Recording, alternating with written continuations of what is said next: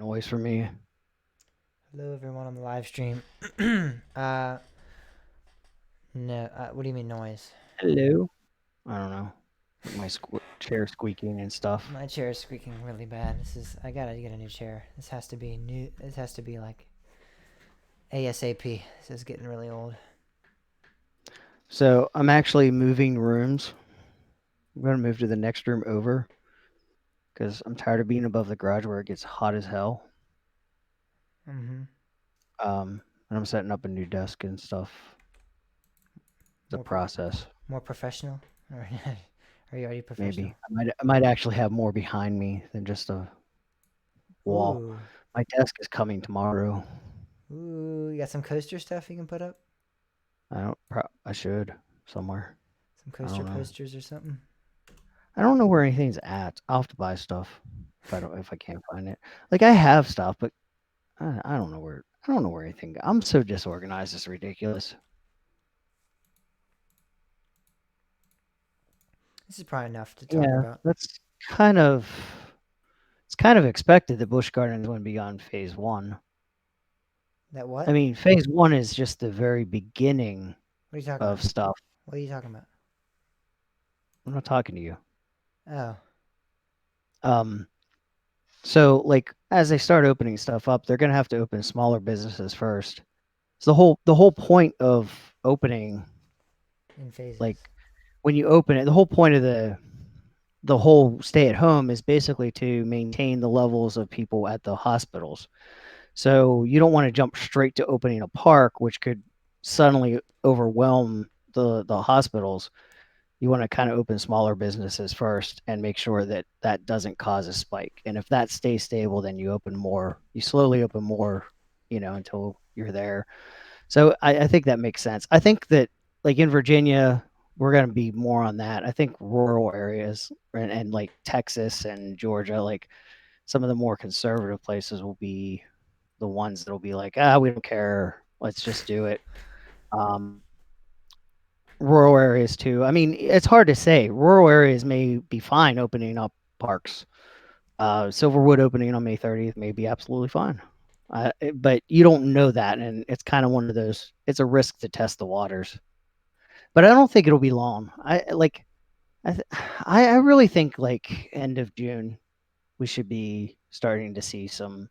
We'll have restrictions in parks here in Virginia, but um, I think end of June we'll probably start seeing some movement for opening parks and stuff. We'll see though. All right, I'll be right Anything back. could change. And I'll be right. All I'll right. be right back, and we'll go. We'll start. Okay.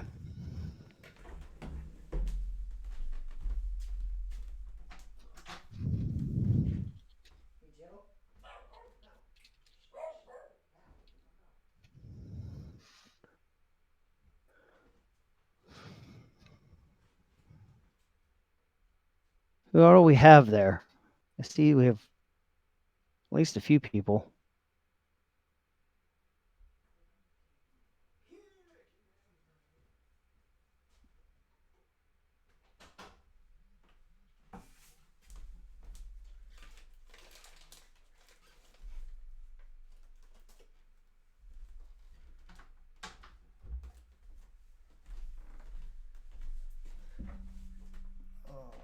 Alrighty. Yeah, Alrighty. the Pantheon and Iron Gwazi thing. Well, I don't know how to really feel about it. I mean, they're going to get their attendance, and in some ways, it might actually be better because it might actually space out the income or the attendance boost. Because you'll have people that will like visit right away and this year, but then you'll have the people that are a little more nervous, a little more cautious. They'll visit again next year.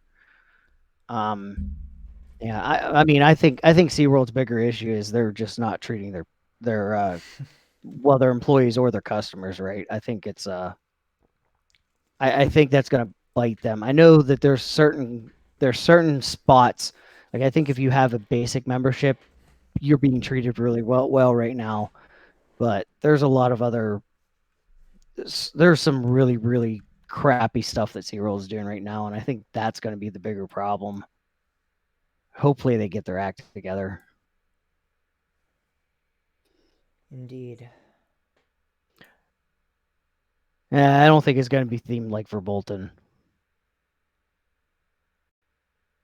No, Yeah, I it's think we're probably going just to gonna be. be a I couple think of. it's going to be. I Yeah, I think it's think it's going to be more passive theming. yeah, kind of like statues and It'll be more like Invader and Tempesto. yeah, it definitely will be We're not. more themed in like the early coasters like Apollos and Alpengeist and stuff like that. But I mean, Alpengeist actually isn't too Yeah, bad, but um, it won't be Verbolten level now. yeah, but I they're don't. all. I mean, really, everything they have is passive theming. There's nothing really active or Yeah, immersive. Verbolten kind of, but Verbolten is. Verbolten's immersive, but yeah. Even but like you talk about Griffin and I did see Apollos, the they're new really part. not even themed at all. Griffin and Apollos, Apollos has a little like tiny bit, like the Roman letters and things like that outside of the station, but I mean, there's nothing. It's not really a themed. Yeah, well, I mean, it's more themed than Six Flags.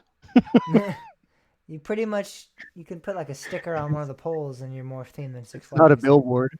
Yeah, yeah. All right, let's What test your Madio.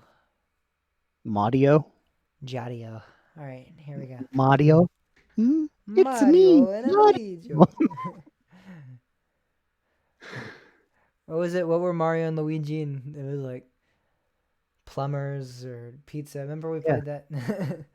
Wait, what? We played the. We were playing that game. What was that game? I don't remember which game. It was the Fibbage, and you had to say like what Mario and Luigi were, and it was like pizza makers, plumbers. I don't. I must have been there that night. Yeah, that was one of the questions. All right, let's test your audio. This is a test of my audio. This is a test of me talking quieter, and this is a test of me talking louder when I get angry. Does that work? Test of my Yeah. audio. This is a test of me talking quieter, and this is a test of me talking louder. Jeez, you like yelled. Griffin has a little bit of theming. Wait, what? You like yelled. Where's Griffin's theming? Ah! Where's Griffin's theming, Bob? What? Where is Griffin's theming? Nope. The building. That is not theming. That's just like a facade. Yeah. I mean, again, it's more than Six Flags. Yeah, Griffin and Apollo is really No, everything no, else. I no. mean, Finnegan's they did well at. I mean, I just think Apollo's and Griffin were before, SeaWorld stepped in anyway. So, well, no, Griffin wasn't, but Apollo's was. I feel like Griffin was too. When did SeaWorld even? I think SeaWorld purchased them like mid 2000s. So it might have been. It might have been before that. Really? I thought it was. Thought it was long. I can't talk. I think it was. I thought it was further back. I don't really know though. Oh, it was 1990. Never mind. Wow. I thought. Oh, I was thinking about. Yeah, that's what I thought. I was thinking about Cedar Fair purchasing Paramount Parks. That was 2007, Yeah, 6. I was thinking it was like mid 2000s, but that's because that was happening.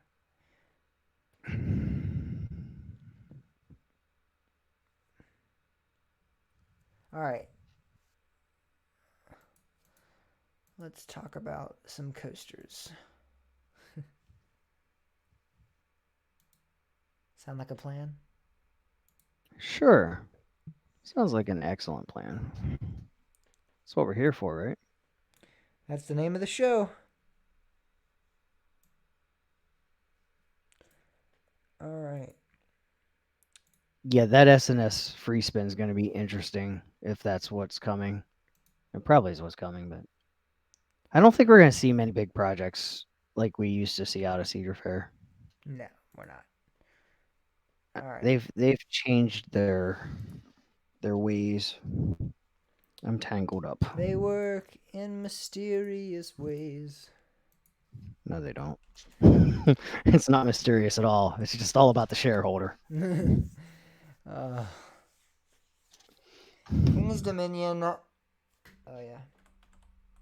Oh, I'm getting too old.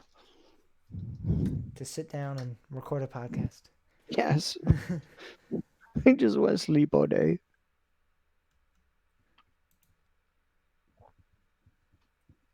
I wanna rock and roll all night. Nah, none of that started yet. I don't think there's been any movement on 2021.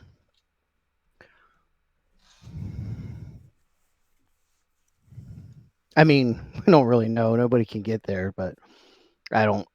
I can't see them having started, especially with the COVID restrictions and stuff.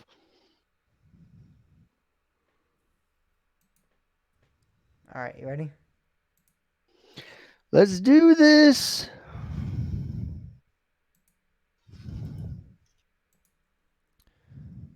It is once again time for Coaster Talk, your source for everything roller coasters. My name is James Barber, And I'm Bob Mertz. and it is May. I forgot to do the date again. It I always it forget that. is May. It is May, It indeed. but I should just say it's May, and it doesn't matter because nobody's counting the days anymore right now. May 17th. Yeah. I always forget that. That was a good intro, too. It always is. It always is. We always mess up the first one, right? You always mess up the first one. It wouldn't be Coaster Talk. Nope, it wouldn't. It is. I wanna rock and roll all night. All right, you ready? It's your fault. You did it.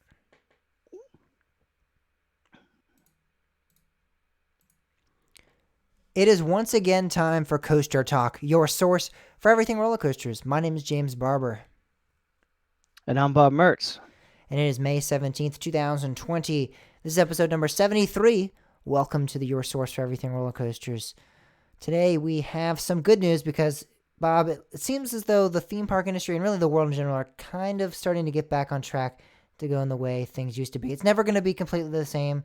There's going to be a lot of restrictions, a lot of rules, a lot of new protocol that everyone's going to have to follow.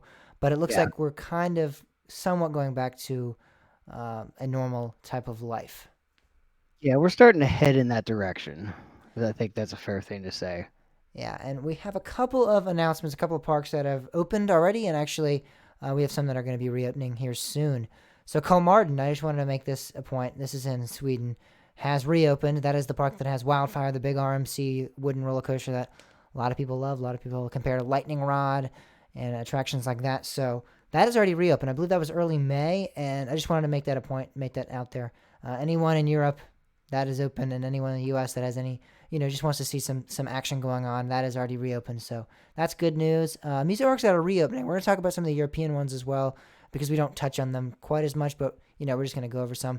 All of these parks are reopening in the next couple weeks here that we're listing off right now. Efteling, Europa Park, Toverland, Wallaby Holland, Tripsdale, Diverley, Tivoli Gardens, and those are the European ones. And then we have some United States ones: Silverwood, Alabama Splash Adventure, Mount Olympus, Indiana Beach. Those are all opening in the U.S. here very soon as well. All of those have been confirmed opening dates. We do have some rumors as well to talk about, but I thought it'd be good to talk about the ones that are going to be reopening here soon. So it's exciting, Bob, to see some of these awesome parks, especially major parks like Efteling and Europa Park. Even Wallaby Holland in Europe are opening. We don't really have any two major parks in the United States opening, but I think seeing this in Europe, they might start to reconsider a reopening as well. Yeah, I think also we have to kind of keep in mind too that things started in Europe before they really started in the United States. Mhm. So we're kind of like, as we see, China was opening up sooner. A lot of China's parks have already opened and have been open for a little while, but that was because obviously that was the epicenter. That's where it started. So they're ahead in the pandemic process, and Europe's a little bit ahead of us as well. Yeah, it's kind of interesting to see how things are going to play out and what this is going to do to the hospital.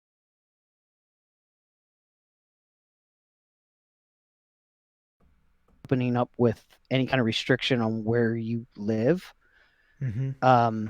So the interesting thing about this is, let's just use, for example, if Kane's Dominion opened up and said, hey, only people that live in the state of Virginia is allowed to come to the park. The only hospitals that would affect is hospitals inside the state of Virginia. Mm-hmm. And the interesting thing with parks is that could ripple out, and you could actually see spikes in numbers in other areas as well, because somebody comes to the park, catches the virus, takes it back to their own locality. So it's going to be interesting to see, and obviously it's something we have to watch. And of course, if things go well, that means more parks will be opening sooner. And hopefully they do go well. And I really hope most people will actually follow the guidelines and the restrict. Even if a park doesn't enforce the guidelines, I hope people are smart enough to follow them anyway and prevent this from being a disaster. Yeah, because we don't definitely want to see a resurfacing of this. I mean, we're definitely going to, I think, eventually see Oh yeah, a incline in numbers again, because that's just bound to happen probably later in like the fall or winter. But I think this summer we can definitely save, and I hope that we again follow those instructions and protocols that are set in place. I have a feeling parks are going to be pretty strict about those. I don't think this is going to be something that they're going to play around with lightly. I don't think it's going to be kind of yeah, like the no cutting in line policy thing, where sometimes they give a little bit of slack, or they don't kick everyone out for breaking some small rules yeah. like that. I think this is going to be taken pretty seriously. Hopefully, I I definitely really think hope that will be so. a big issue if they don't. I think that'll be a big issue of concern. But let's talk about some of the U.S. smaller parks that are reopening, and there also are some rumors for some larger parks, but they have not actually made anything official yet. But the ones that are confirmed for later in May actually are Silverwood, Alabama Splash Adventure. Mount Olympus actually reopened already.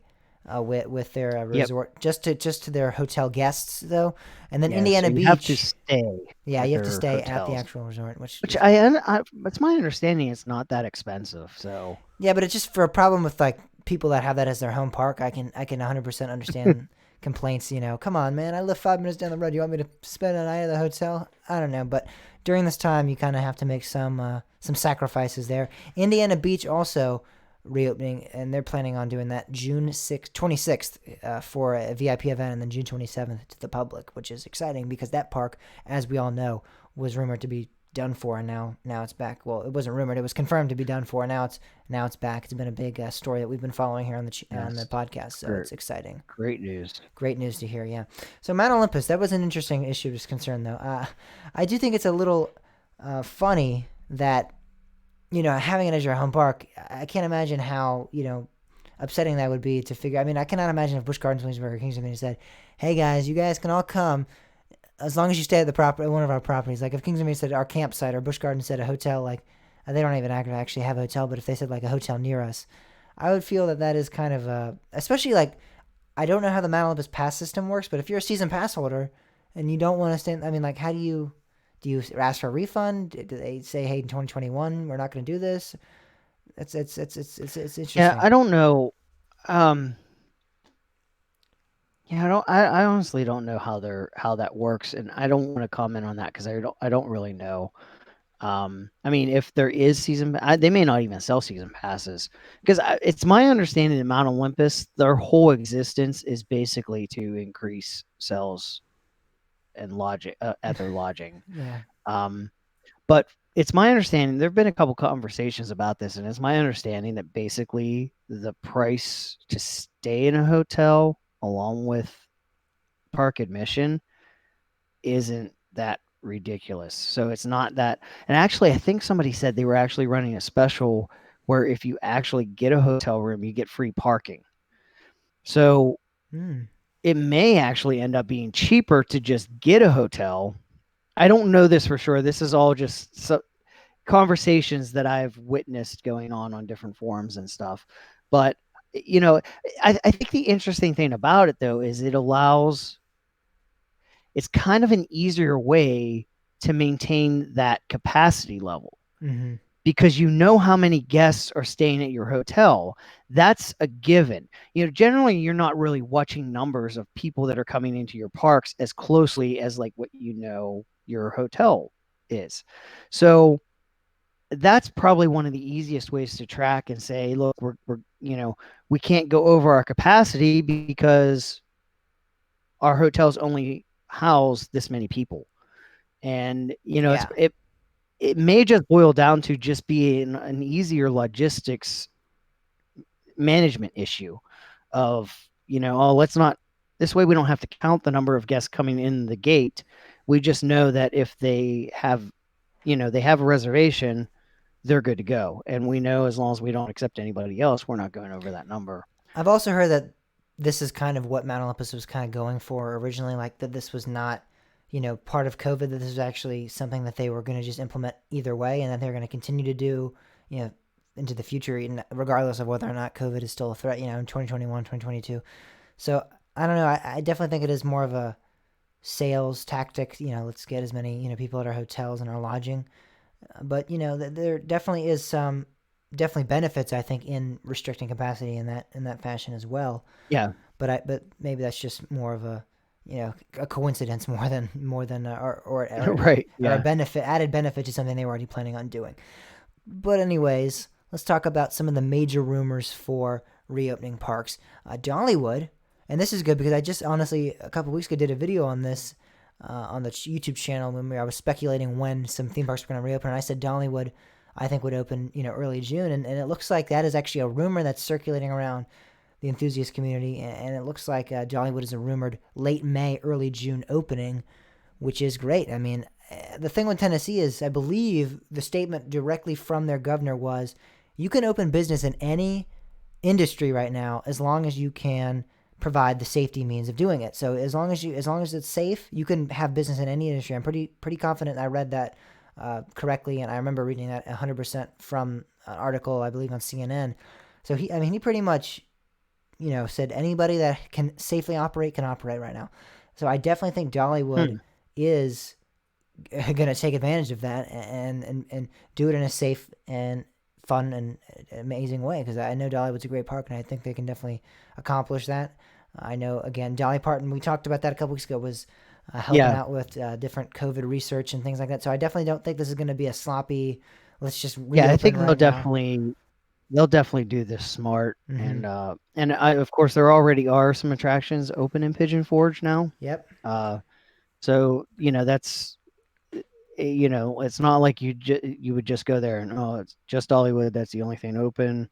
It sounds like some things are opening I now think the and mountain coasters starting to are get, open. I think the island, Pigeon some of Forge, them is are, yeah. open.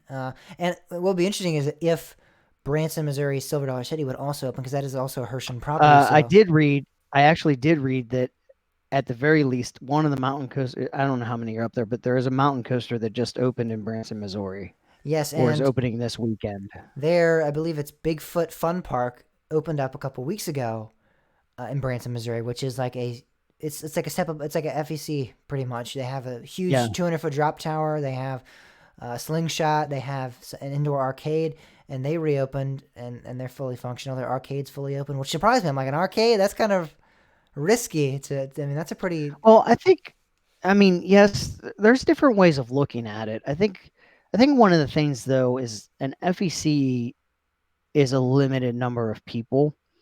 So, and like that's the thing that I don't think the majority of people are understanding what the purpose of the state. The staying at home isn't going to get rid of this virus. This virus is not going to go away for a very long time. This is going to be part of life for years at least. The thing that we have is we need to slowly develop immunity for this. And the issue is not spiking those levels above the capacity of the healthcare system. That's what's going on in New York. It's not so much that there's so many cases, it's that there's more cases than what the healthcare system there can handle. So even if you were to take an FEC and say, and just like this isn't gonna happen, but let's say everybody that went to this FEC ended up getting COVID-19. The local hospitals would be able to most likely handle that fallout. Now, yes, there's secondary transmission and things like that that are a concern, but let's compare that with Busch Gardens opening And the number of people, if everybody that went to Busch Gardens got COVID-19, you would overwhelm the local hospital system, Uh-huh. assuming that the guests are local and things like But that. the thing is, So with this park though, I think it's a very large scale FEC, and I think it's a much larger property than say Funland or anything like that. And there's the outdoor section and there's the arcade. So I think I definitely grasp that, and that makes 100% sense. I just think it was surprising to me that they fully opened the arcade. I was expecting maybe like, hey, limited amount of people in this arcade. I don't know how what the capacity thing is. They might have like 30 or 40% capacity in the arcade, yeah, but I mean all the game, everything, prizes, everything's like that is in full swing, and they're not. I would think that anywhere right now is going to have limited capacity. I think Yes. if anybody just opens their doors and says, "Hey, everybody could come," I think they're a bunch of idiots right now. I mean, that's you could say that's my opinion, but I'm telling you, there's a lot of people that agree with me. Agree with that stance. A lot of scientists that you, it's like I said, it's all about maintaining that capacity of the healthcare system. Mm-hmm. Yes, indeed. So Dollywood again, rumored for late May, early June. A lot of FECs near Dollywood and other attractions are opening up already. Branson, Missouri. I would be curious to see if it would be a Hershend opening or if they would just open Dollywood and then wait for Silver Dollar City. I feel like they're both in a similar boat. Like Dollywood, like I said, Tennessee is pretty much saying anyone can be in operation right now. I feel like Missouri is in that similar boat. If I read correctly from that article, I think they were in a pretty similar area where all the restrictions are being uplifted and things like that. One that I was surprised to hear about reopening, though, a rumor even, but still, and I've heard this from actual park employees as well, that Hershey Park is rumored to open early June, which is surprising me because I mean Pennsylvania is a pretty big hotspot right now in terms of COVID. It has a lot of cases, and I was not expecting to hear early June. I was thinking maybe mid to late June for Hershey, but it was surprising to hear that. I believe one of the head of the attractions actually came out and was like a spokesperson for the park and said that they are still trying. A couple of days ago, still trying for early June opening, which was surprising. I think I don't know. It's not. I don't know that I'm overly surprised by that. I think June's going to be a point where we're going to see parks start to open. But I think the thing you have to keep in mind is parks aren't going to be opening like normal. Yeah. There's a very good chance that if you say I want to go to the park on this day, you may not be able to go to the park on that day because capacity may have already been exceeded. And I think that's the thing that you kind of need to keep in mind. And I think we're also going to see a lot of parks not having 100% of attractions open, just because I don't know that they can financially support that model. Maybe they will. I don't know. They may rotate. Like say Hershey opens, they may have Sky Rush open in the morning, and then Sky Rush closes in the afternoon, and the crew that's running Sky Rush moves over to Storm Runner, and then they open Storm Runner for the evening. Mm-hmm. I think we may see more of that type of thing going on because with a limited park capacity, it's going to be hard to justify having full staff, supporting a smaller number of guests. But I think that I don't know because I mean a lot of times parks aren't really hitting capacity ever. I mean, especially like in June, kids well, are no, still but in school. we're going to be looking at a very very low capacity. Yeah, but I We're mean, we're twenty we're five. basically going to be looking at the capacity of where King's Dominion would be like. Is there dark clouds in the sky? Can we close for rain? Like we may be reaching that level. I've heard that many parks are going to be doing like 25-30%, and I know like I mean we don't really know the official numbers for a lot of these parks. I did hear for Europa Park that unofficially their capacity is like 60,000, so they were looking at like Well, 18 to see, this is the 20,000. thing. There is a lot of journalism that is really not using the word capacity correctly. What they're doing, and I actually just received a survey from Cedar Fair that actually, finally, this is one of the first times that I saw it specifically spelled out. But all of these where they're saying 30% capacity, that 30% is not their maximum capacity. That's 30% of what their normal attendance is. So people were using capacity on both ends, but it's really a creation of capacity from the attendance number, not the capacity number. So that's what I mean. That was what a lot of questions were for a lot of people. Is what would it be? Would it be like an average of their normal attendance, or would it be their Yeah, maximum? so So, well, that's the thing we don't know. and I Like guess it's that going to it vary depends on on. how they I guess it figure depends that. on what park chain, or what how they define their capacity, or whatever their state says defines their capacity as. I mean, Yeah, but what I mean, in all cases, they're going by a normal attendance, not what their maximum capacity is. There's no park that's saying, hey, our maximum capacity is this ungodly number, so we're going to do 30% of that. That's just not logical. Now, how each park is going to figure that, do they average all 7 days together? Do they average just weekend days? Do they average just weekday days?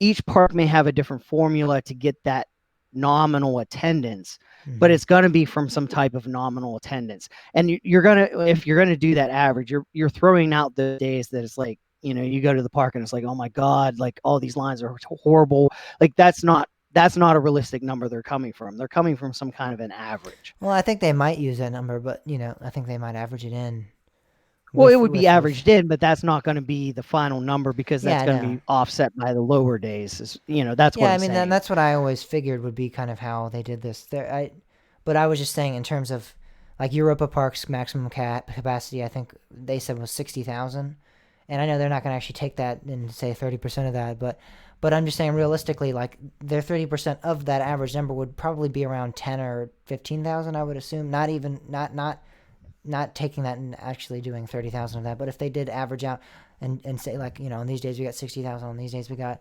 20,000, on these days we got 10,000. I feel like a lot of people are speculating. I saw this on a couple of different YouTubers saying that it would be around 10 to 15,000. Going into Europa Park, which that's a significant drop off for them.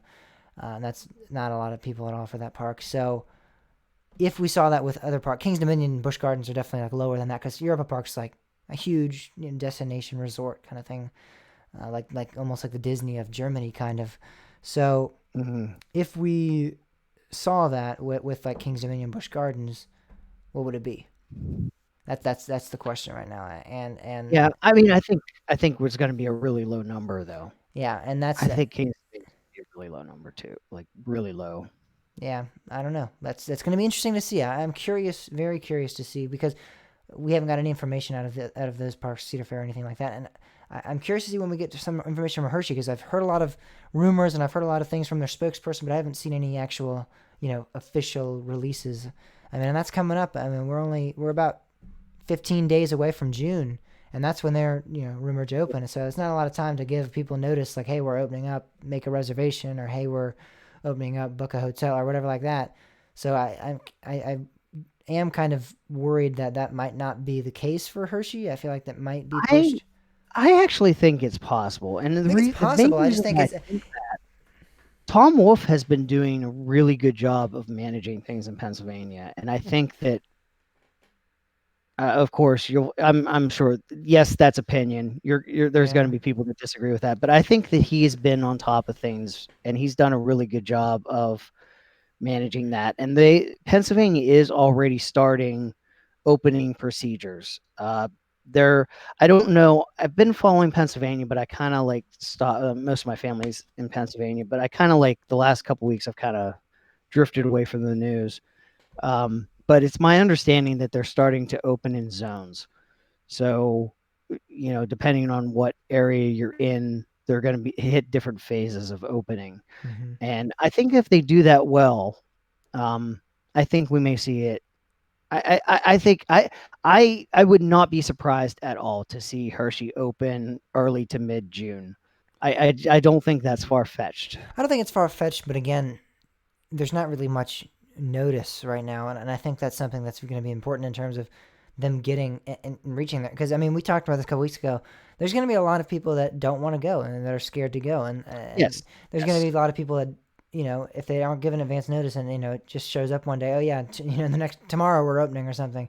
it's going to be kind of and I don't think they're going to reach any even a low capacity ballpark figure thing. I don't think they're going to reach that even if they have to give some notice because I think they're going to get. I think they can get a large attendance. I just don't know if they will if nothing's announced because we're getting closer and closer to June and not a lot of people realize that because it's felt like time's been going so slow, but we are approaching June Yes. pretty rapidly here, and that's when a lot of Yeah. these parks are rumored or are going to be opening in the U.S. So I don't know. It's going to be interesting to see what happens for Hershey. Also, another park that's planning on reopening is Kentucky Kingdom, and they're planning to reopen in June as well. So if you're thinking about doing like a Kentucky Kingdom, Holiday World, Indiana Beach trip in June, I mean, you're pretty set because it looks like all those three parks right there are going to be open. And I wouldn't be surprised if Kings Island slides in there in the later months of June and the later weeks of June and announces a reopening for June as well, or maybe July. But I'm honestly starting to get the gut feeling that Cedar Fair is going to wait till July. mm-hmm. That's just a gut feeling, and I can't really put into words why I feel that way. Just some of the things they've been saying, I think that they're And you think they're going to open chain like as a chain, or do you no, think? I don't think anybody can or should open as a chain. Um, and Cedar Fair has specifically said that this is going to be local jurisdiction related. But I feel like Cedar Fair is actually one of the parks that's being pretty smart about this. Um, I think Six Flags is a little bit too eager to open. SeaWorld doesn't know what's going on at all. They're just like, whatever, We'll figure that out you when we know, get there. what, yeah, we might open whatever.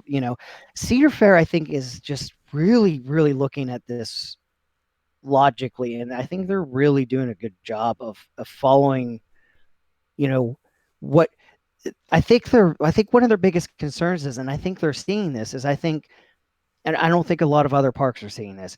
What happens if somebody is confirmed to catch COVID-19 from Cedar Point and that hits the news?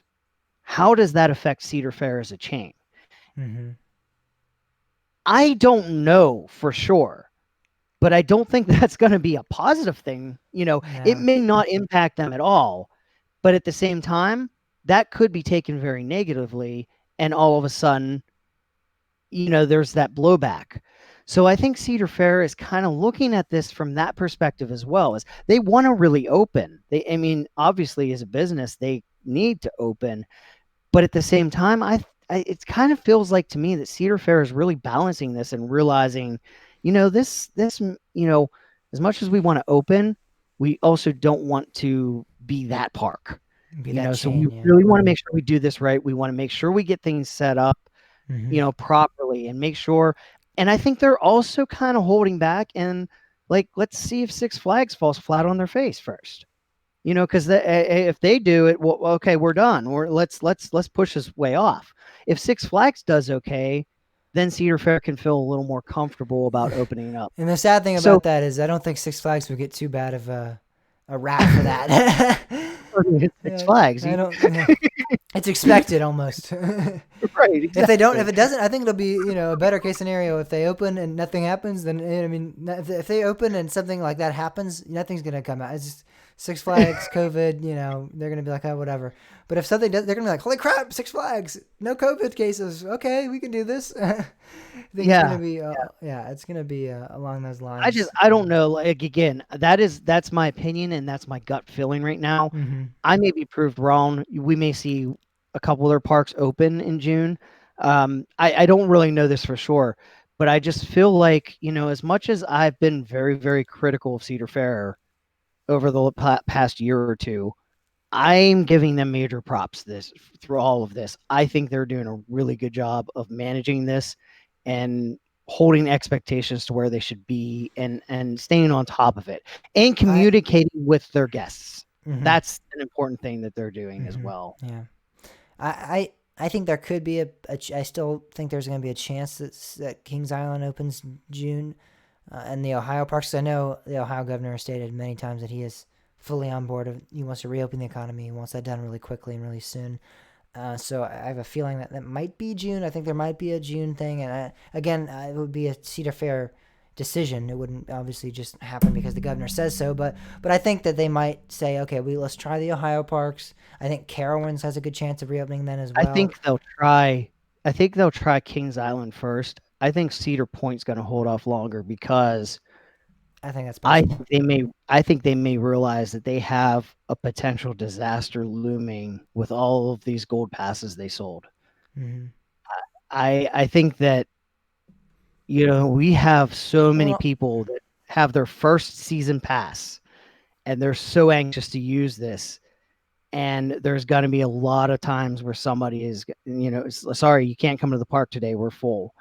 And I think that I just have this feeling that whenever it is, maybe Kings Island will open in June, but I really feel like they're going to open Kings Island at least a few weeks before they open Cedar Point, yeah. just to kind of like let's let that go before we have this disaster that could be the gold And that passes. would make sense also because Cedar Point is a resort destination, so they have a lot more of like the hotels and things like that as well. So they might want to hold off on opening a park like that, and then maybe do something like, I don't know about Mount Olympus, how you have to be a resort member because they don't have that much. I don't think it would work. It would work that well for Well, Cedar Point. that would blow back with the gold Yeah, that would be passes. bad as well. With that as well, and the fact that they could not house. I mean, even their 30% capacity could not house. I don't think all of that in their resorts. I don't think they have enough room for all those. No, actually, well, I don't know. They might have more I don't than know. that. Hotel Breakers and the Lighthouse Point, and then like the other offshore properties. I don't know. They have a lot offshore now, Yeah, though. offshore properties maybe in putting those up there, but definitely not with just Hotel Breakers and the But cabins that they that, have. that may be if you're talking about on point, Hmm. then yeah, maybe. But if you include the off point stuff, I think they're going to be I think the capacity of those hotels combined, on point and off point, I think is going to far exceed the 30%. Well, that's going to be interesting to see, and I think what we'll see is I think Kings Island will. I always thought Kings Island will probably reopen a little earlier, or maybe at the same time as Cedar Point, but I definitely think it'll be the first one of the first Cedar Fair parks to open. I also would factor in Carowinds there as well because North Carolina is very um, eager to open up their economy as well, and I've read them up on that. So I think Carowinds, when the parks do decide to open, whether it be June or July, I think it'll be Carowinds, Kings Island, and then with I think grouped Knott's in with Berry that. Farm might be up there too. You do really? I think Knott's Berry Farm might be one of the first ones. I don't know. California's like really not looking good. I don't know. I don't know. Well, I'm looking at that from a park perspective. Now, certainly, if the state says you can't open until July, then no, they're they're not going to be open. But I think if they're given the opportunity to, I think Knott's maybe one of the earlier I know they parks that were. reopened their like store, like the Knott's Berry store, like where you can buy a lot of Yeah. like pies and things like that, Well, they made actually are with the having berries. like takeout. That's one thing that I love. There's been a lot of a lot of smaller parks, but Knott's was one of the bigger ones that did it. But you could actually order park food and go to the park and pick it up. I know Del Grosso's in Pennsylvania was doing that. Um, it's escaping me now, but I know there was another park, another small independent park that was doing it. Can't think of it Um, either. I don't know, but yeah, I can't remember it. But you could actually like call ahead and say, "Hey, this is what I want," and then you could like drive up to the parking lot and they would hand you your food, and you could actually have amusement park food. But yeah, Knott's was one of the uh, bigger parks that was actually doing that. yeah, and that restaurant that they have, I believe is it's right next to the park, and it just I believe they do like pies and different dishes that they use with their berries that they produce at the Knott's Berry Farm, obviously, and Yeah, so yeah, I don't know. It'd be interesting to see. I don't know if California will be reopening soon, but I mean, if they do, they may very well be one of the first parks to open. I definitely think the Ohio and Carolina parks are going to be two of the first. I think later on we'll see Kings Dominion as well in June or July, but I think it'll be the Ohio and Carolinas definitely. Those two of the first. But speaking about Cedar Point, we talked about Cedar Point and what they do if they did reopen. But let's talk about what they are not going to be doing when they reopen. Cedar Point is postponed their 2020 150th anniversary celebration to 2021. So it's not going to be a 150th anniversary celebration. Technically, it's going to be 151 years, but I definitely think they're going to have more planning, more freedom to do pretty much whatever they want again. I think 2021 there'll definitely be a lot more restrictions uplifted, not as much protocols and guidelines that they're gonna have to follow, and they'll be able to do more parades and more fun activities for the family, for anybody that wants to participate. They're gonna have a lot more freedom in that aspect. So I think that's why they figured 2020 is not going to be a good year to try and pull something like that off.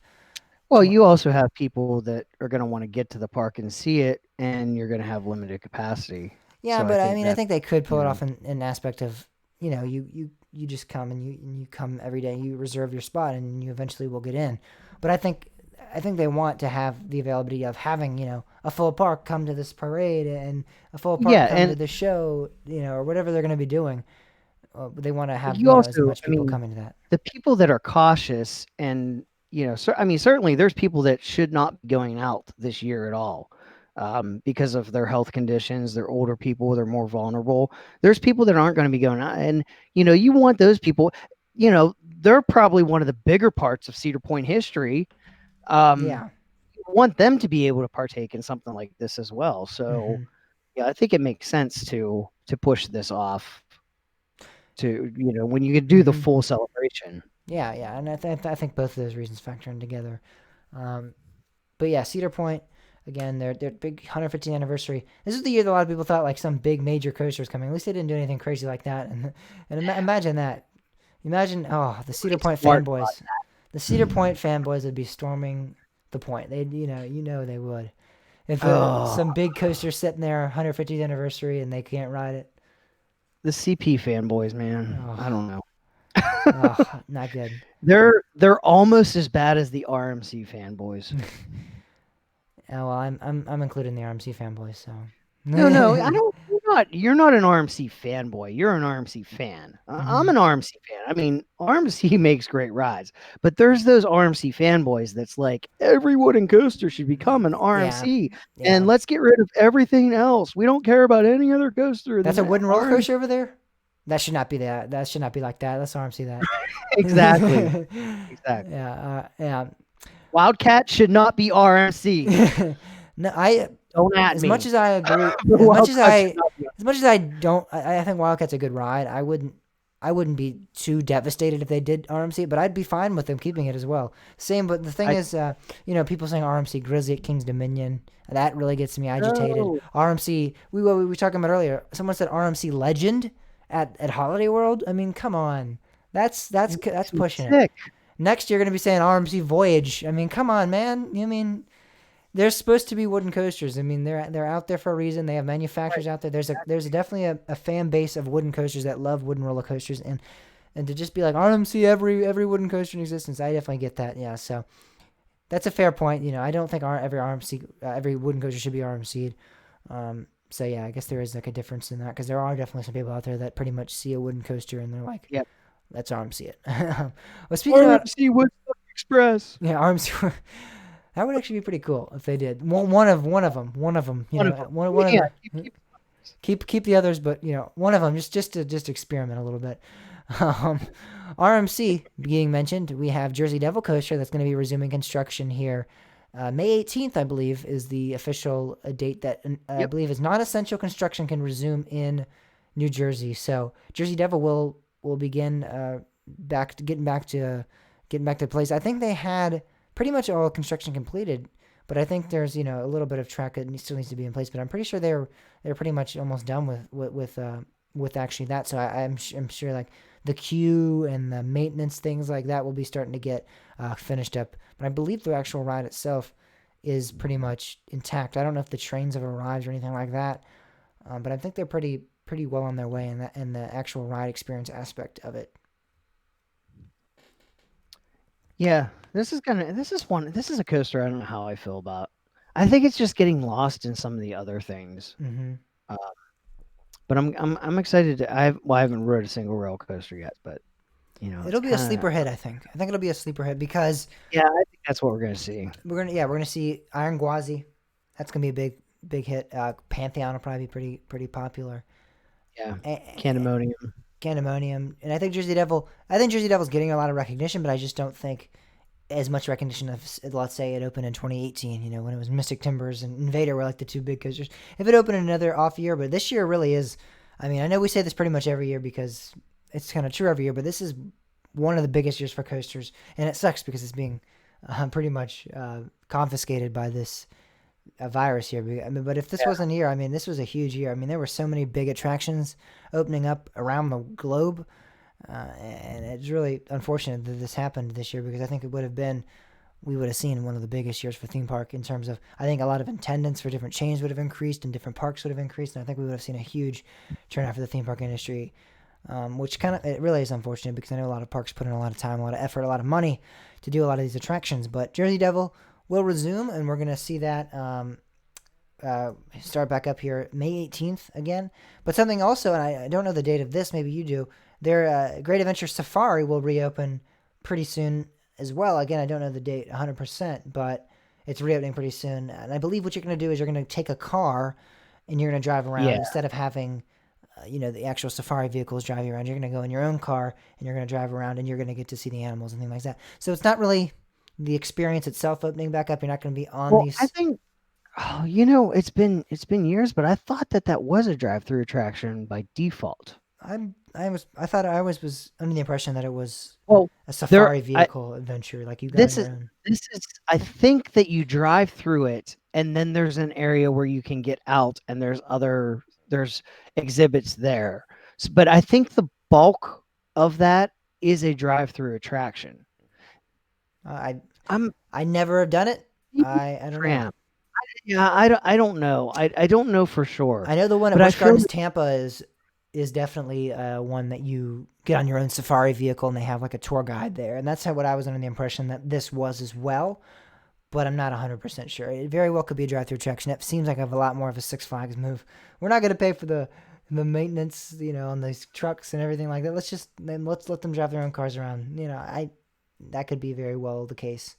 I'm not it 100% is sure. it's possible though. I think that it's also possible that it's been like it was a drive-through attraction and then they decided no, we're going to do it like a tram, you know, Hmm. but they're going to adapt it back to, being in your own Yeah, cars for this irregardless of what scenario. it was, it is going to be you driving your own car. Yeah, that's correct. Yes. Now, for sure, Hmm. you're driving your own car through the attraction. Yes, and That we can say for I'm sure. sure that I'm sure that that'll stay the case for a long time here because that's the safest way that and the safest and the cleanest and in terms of spreading disease and virus, it's And definitely and maybe those kids won't jump the fence anymore.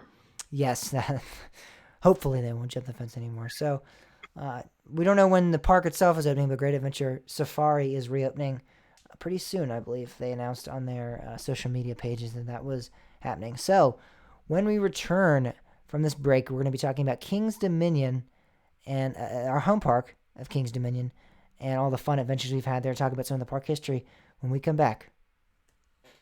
That was My computer's running slow. I didn't get to didn't pull up the article yet. I was looking it up. God, why is it running so slow? Holy cow. I'm gonna re-record YouTube's that. I'm like, gonna re-record that X out real quick. I think. well, actually, if you want to wait a second, I can give you the date here, and you can say that as well. All right. If my computer will catch up to me.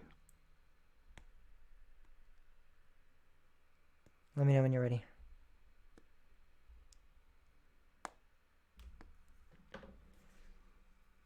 Oh, never mind. More info to come. Okay.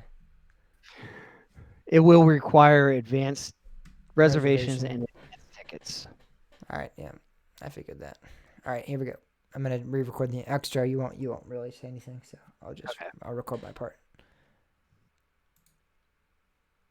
All right, and when we return from this quick break, we're going to be talking about King's Dominion, our home park. We talked about Cedar Fair earlier. No, I don't like that either. I'm trying to think of what to say there. Our home park of King's Dominion. When we return from this break, we're going to talk about our home park of Kings Dominion, a park me and Bob have both visited many of times. We're going to run through the history and then talk about some of our experiences. All right, I'll do that. The little brother of Kings Island. Yeah, I'll say that as well. All right, so last week we talked about Kings Island, and this week we're talking about the little brother of Kings Island with Kings Dominion, our home park, a park that we visited many of times, me and Bob both. We're going to talk about the history, and we're going to discuss some of the adventures that we've had at the park when we return from this break.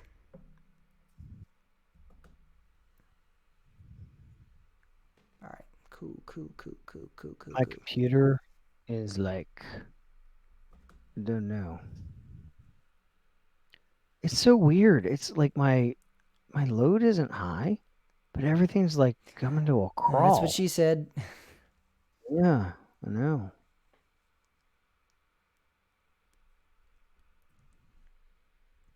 All right, you ready? Well, actually, give me a minute to like move stuff here, because I was moving stuff and it hasn't done it yet, so I don't want it to like grind to a halt while we're. All right.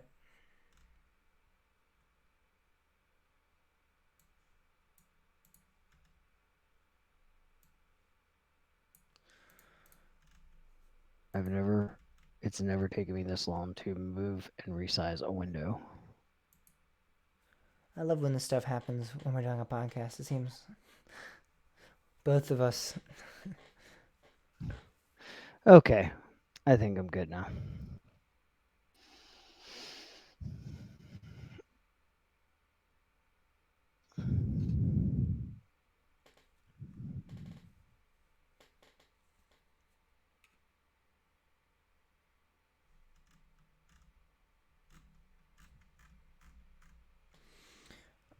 All right.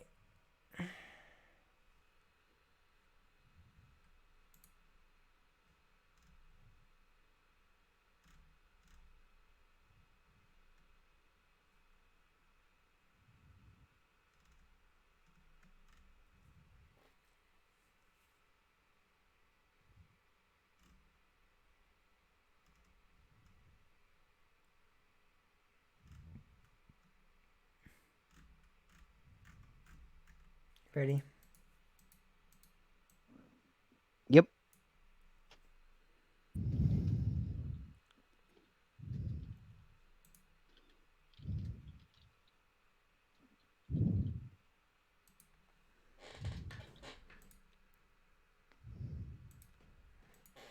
All right, let me get this up.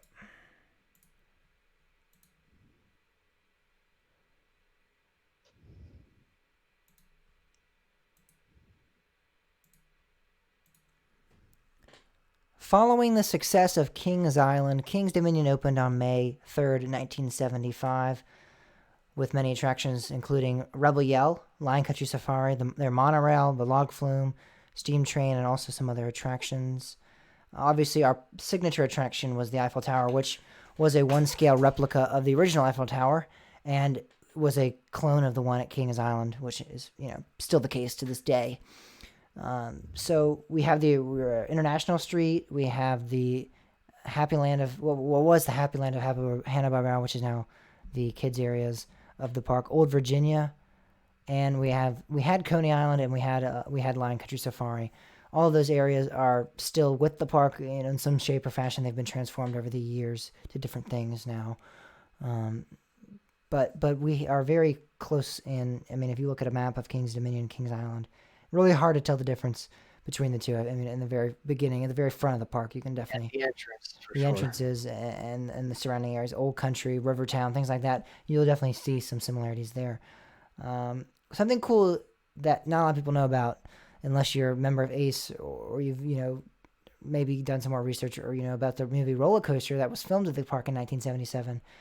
Was a pretty big deal back then for Kings Dominion. I mean, this is a small park right outside of Richmond, and that really made a name for Kings Dominion because that was 2 years after the park opened, and that was a big deal to have this major movie filmed, both at Six Flags Magic Mountain and at Kings Dominion, which was really awesome. I've actually seen the movie. It's actually not bad. Have you seen the movie? I have not actually. I keep meaning to, and then I like when I sit down, I'm like, oh, what movie do I watch? I always forget about it. How about the I next never. time we do some big trip with all of us? That's something we gotta watch. The big group We'll have trip. to do. I'll bring it on DVD and we'll watch because I have it on DVD. um, Interesting free history though that you haven't hit is what was Scooby Doo's coaster back then? It's now Woodstock Express. mm-hmm, Actually opened before King's Dominion opened, mm-hmm. which is kind of an interesting little fun trivia fact for you. It actually opened with the Safari Flying Country Safari. Yes. before King's Dominion was even a park. Yep. So it's actually kind of funny that Woodstock Express is actually older Then. than King's Dominion. And it was not moved. That happens sometimes when a coaster gets moved, but that's not the case here. It was built there and it is still older than the park. Indeed. So the 1970s came to a close, and I mean, King's Dominion was a destination park. It was made a name for itself. And then the 80s came, and we got Grizzly. That was the big coaster of the 80s, really, for King's Dominion. A big, big installment for King's Dominion. Still at this park to this day. I mean, me and Bob love that ride. Ride. Back row night rides on that thing. Beast Junior. It is the Beast Junior, and I honestly think that's what they were trying to do with this ride. It's not nearly as long, but it hits some of the same stuff. It packs a It does punch. have some too. It does. We also got Shockwave in the 80s. 86 was Shockwave, which is a ride that I liked quite a bit. I remember riding it as a kid. I rode it about 2 or 3 times before it closed, and I rode it on separate occasions. It was always a pretty long line, so I'd ride it. I remember one summer riding it about 2 or 3 times that summer. So I got a good amount of rides on that, and I remember liking it quite a bit. I remember it wasn't too rough or anything like that, but again, I was pretty small, so it might not have affected me in the same way it affected the older people. Because a lot of people did say it was rough, but I enjoyed it. Avalanche also opened up in the 80s, 1988. To this day remains the only Mack bobsled coaster in the U.S., which is pretty awesome. And it really is. It's a It's a fun ride. It is a fun it's a attraction. really it's also a really good starter coaster for smaller kids. It's got a low height range and Hmm. it's got speed and G force Yeah, you just and gotta tell whoever you're taking on there, because I remember as a kid, the first time I rode it, that the lift hill does not mean there's gonna be a big drop, because I remember going up this lift hill and I'm like, what the heck? This is a big lift oh, hill, and I was I'll tell you scared what, to death. when I took my nephew on it, he freaked out. The speed got him. He just like as soon as we went over the hill and started speeding up, literally he was just like, whoa, whoa, whoa, whoa, whoa. Like it was just like to him, it felt like we were completely out of control. It had nothing to do with the drop. It was all the speed. Because I I mean, you pick up speed pretty quick Yeah, and you have that G force hit you. there was no issue with the ride for me. It was just I envisioned, this big lift hill, and there has to be a big drop on the other side of this thing, and that I couldn't see on my very first ride. And then that sign at the top has like the skeleton on it, and it's like, "Keep your arms inside the vehicle." And I'm like, "What the heck does that mean? Like, does that mean we're gonna die if I lift my arms up, or what?" I was not. That's something you got to prepare someone for if you're gonna be riding that. That hey, just because there's a lift hill on this ride does not mean that there's going to be a big drop in the, obviously that was the case for me. So um, in the 90s we got Anaconda, which what I believe their claim was, it was like the first Right. roller coaster to feature an underwater tunnel. Not a good Yeah. ride. um, Yeah. It's Anaconda. it is it is a ride that I vow every year to never ride again, and then I always end up riding it again. But I mean, the fact that I make that statement, that bold claim, I think shows some sort of. I mean, I do not mind. Again, I don't ever really hate roller coasters. I don't mind rough roller coasters, but Anaconda is just something else. It's something that I would not wish upon my least enemy. My worst enemy. I think it has a lot of merit. I think it's got a cool layout and I think there's a lot of good of it. Admittedly, no, I don't ride it much. It hurts my head. Um, I mean, honestly, though, any kind of hard over the shoulder restraint can cause me pain. I admit Anaconda does cause me a little more pain than than the average over the shoulder restraint. Um, but I don't know. I don't want to bash it because it has a lot of merit. And it does have its fans too. It's so Yeah, but it's not one. I think it has a minority of fans there. It's just definitely smaller fans than most, but Yeah, I mean certainly it's certainly if Cedar Fair had to remove an arrow, they picked the wrong one. I agree with that at least. Hurler also opened in the 90s. King's Dominion unveiled Hurler with the Wayne's World area of the park. And I honestly liked Hurler. I remember enjoying it quite a bit. And my dad loved Hurler. It was actually his favorite ride at the park. And which is strange, I know. I liked Hurler. I still like Hurler at Carowinds quite a bit. And I liked what is it, Thunder Run at Kentucky Kingdom, which is kind of a clone of this. It's just mirrored, faces a different direction. Hurler, there's an interesting thing about Hurler with me. Now, granted, I wrote it much later in its life. I wasn't there for opening. Um, I guess the first time I wrote it would have been probably 2008, maybe. Hmm. Uh, it was the first wooden coaster that I ever was shocked to find that the back seat was terrible and the front seat was more fun. And yeah, that's my opinion, but it was like I don't know, it felt like it was more about speed and I didn't feel like there was any airtime on it at all. Oh yeah, it Um, was all about the laterals, really. yeah, and I don't know, I didn't mind it so much, but I just didn't find it that exciting. But the interesting thing is I think it was more fun at Carowinds. Um, so I don't know, again, I've talked about this before, but sometimes I wonder if King's Dominion's maintenance is maybe not up to par, and that maybe, I don't know. I don't know, but that was just always a weird thing for me. It's like, whoa.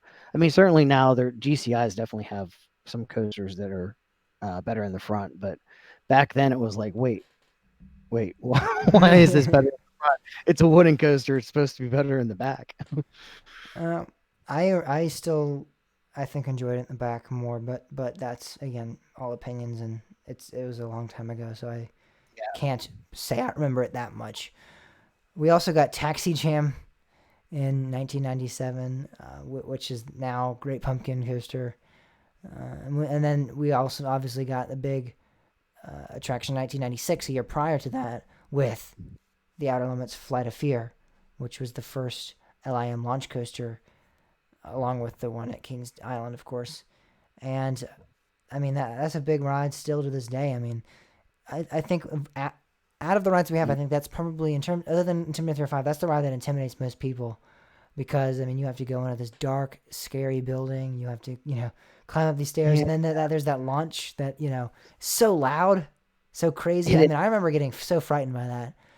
And then the scariest thing about this is not a lot of people realize that the people leaving the train are on a different side. So when the train comes back and pulls around, there's no one on the train. So it's like, wait a second, where'd everyone go? It's like, did they die or they fall out or what's going on? And that's what I thought. Obviously, not the case. I mean, there's no possible way they would just keep allowing us to ride and ride and ride. But that's what my initial thoughts were: is where is everybody at? What is going on here? And so, I mean, it was groundbreaking technology, fantastic ride to this day. I still don't think the launch is as extreme as other launch coasters out there. It's a fun launch, but it's not anything crazy. But it's still fun. and I don't like the fact that King's Dominion took all the theming out of the queue. Um, Not all of it, but it certainly isn't. Up to par with It's Kings missing a Islands. lot. Yeah. Yeah, King's Islands is so amazing. I love that. I love the show. I love the show that runs on a loop. It's just I don't know. It's just a really good show to kind of get you amped up for it. Hmm. And I think King's Dominion is missing out on that. That's 100% accurate. 100% true. Sadly, in 1998, we got another great ride, Volcano the Blast Coaster, that's no longer with us. And Uh, the, oh oh, I man, missed you, Volcano. that ride, yeah, it was great. It was a lot of fun, and I mean, in terms of launch, that had a great, powerful launch, man. And it was that slow rolling start. Oh You're yeah. just like creeping along, Oh creeping my around the God, that was corner, amazing. creeping around the corner. Yeah, Next thing you know, you're flying around a 90-degree bend. that was yeah, that was. I Oh, remember. man, it's so much. I remember my first ride on that, and it was yeah, creeping and crawling, and then and shoot off. I mean, that thing, there is no light, that shines on you like Top Thrill Dragster, like green light, and then all of a sudden it's red or whatever, and then you shoot off, and there is no countdown. There is no, here we go. It is just, it was just, It's just gone. It zoom, just goes. zoom. And I Yeah. just like that's the thing. I've always said this too. When the discussion came up about, oh, maybe they're switching to LSM. I never like. I think the LIM technology, like LIM, is just go. It pushes you as hard as it can. Whatever its settings are, it just pushes you. And I think that had so much to do with it, where it was just like, I was actually somebody that twice got to ride that ride by myself. Well, once I was the only person on the train. The other time I was one of only two people on the train. And let me tell you, that thing will throw you fast, man. Oh, it was insane how fast that thing went if there wasn't a lot of weight on the train. But I just love that technology of it just throwing. Like LSM was like, okay, you're going fast enough. Like this is where we want you. LIM didn't care. If it could push you 300 miles an hour, it would have just pushed you 300 miles an hour. I loved it so much. I loved the sound. I love. Okay, I'll stop. I love Volcano. Yeah, it was a great ride there, and I remember one of the many rides I got on it was actually a rain ride, and whew, you do not Oh, want to imagine the pain I went through on that. It was like little bullets digging into your skin. It was great, but it was definitely not not the most I read Superman in the rain pleasant. at Dairy Lake. Oh, Oh, that hurt. yeah. That hurt. At least with Volcano, I had a little bit of protection there with the Yeah. not I wasn't constantly out there, but I tell you that launch coming out that 90-degree turn there at the very beginning, it was fling fling fling fling fling fling fling in your face in your face. It was not pleasant to say the least. The 2000s brought some new things as well, with 2001 bringing Hypersonic XLC to the park, which is again another sad story. It no longer exists. Heard it was Yeah. a great ride. That was just really difficult to maintain, and sadly that was the case for Hypersonic, because I mean I heard so many great things about it. It really sucks that couldn't last longer. Yeah. I never got to ride that one, and I wish I would have because it looked awesome. I never did, but I know people that did, and they said it was great. So um, I would have loved to have gotten on it.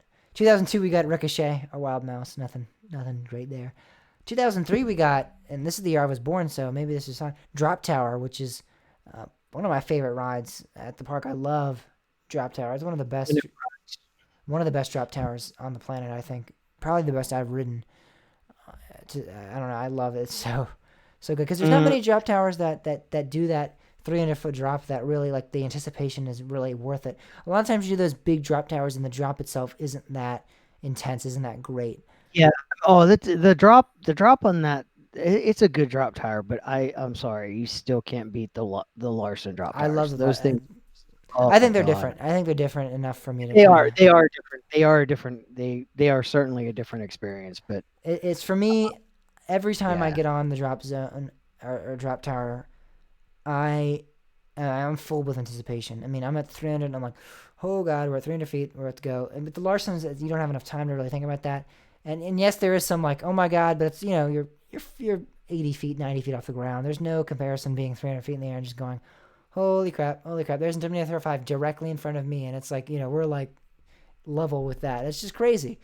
And with the Larson ones, the drops are fantastic because I mean you're so low to the ground. It feels like you're literally gonna, there's no way you're gonna stop in time. And your brain can't get around the fact that that tower is standing. You think it's just going to fall over Yes, that at that's any point. that's fair too. But I think they're different enough, and I like the drop tower a lot. So and 2003 that was my birth year, so I have to give it a little bit of an edge there. Um, 2004 we saw the addition of a family dark ride, Scooby Doo in the Haunted Mansion, which is now Boo Blasters. which is a fine little dark ride. Yeah, it's pretty cool. It's pretty great for a kids attraction. It's pretty awesome.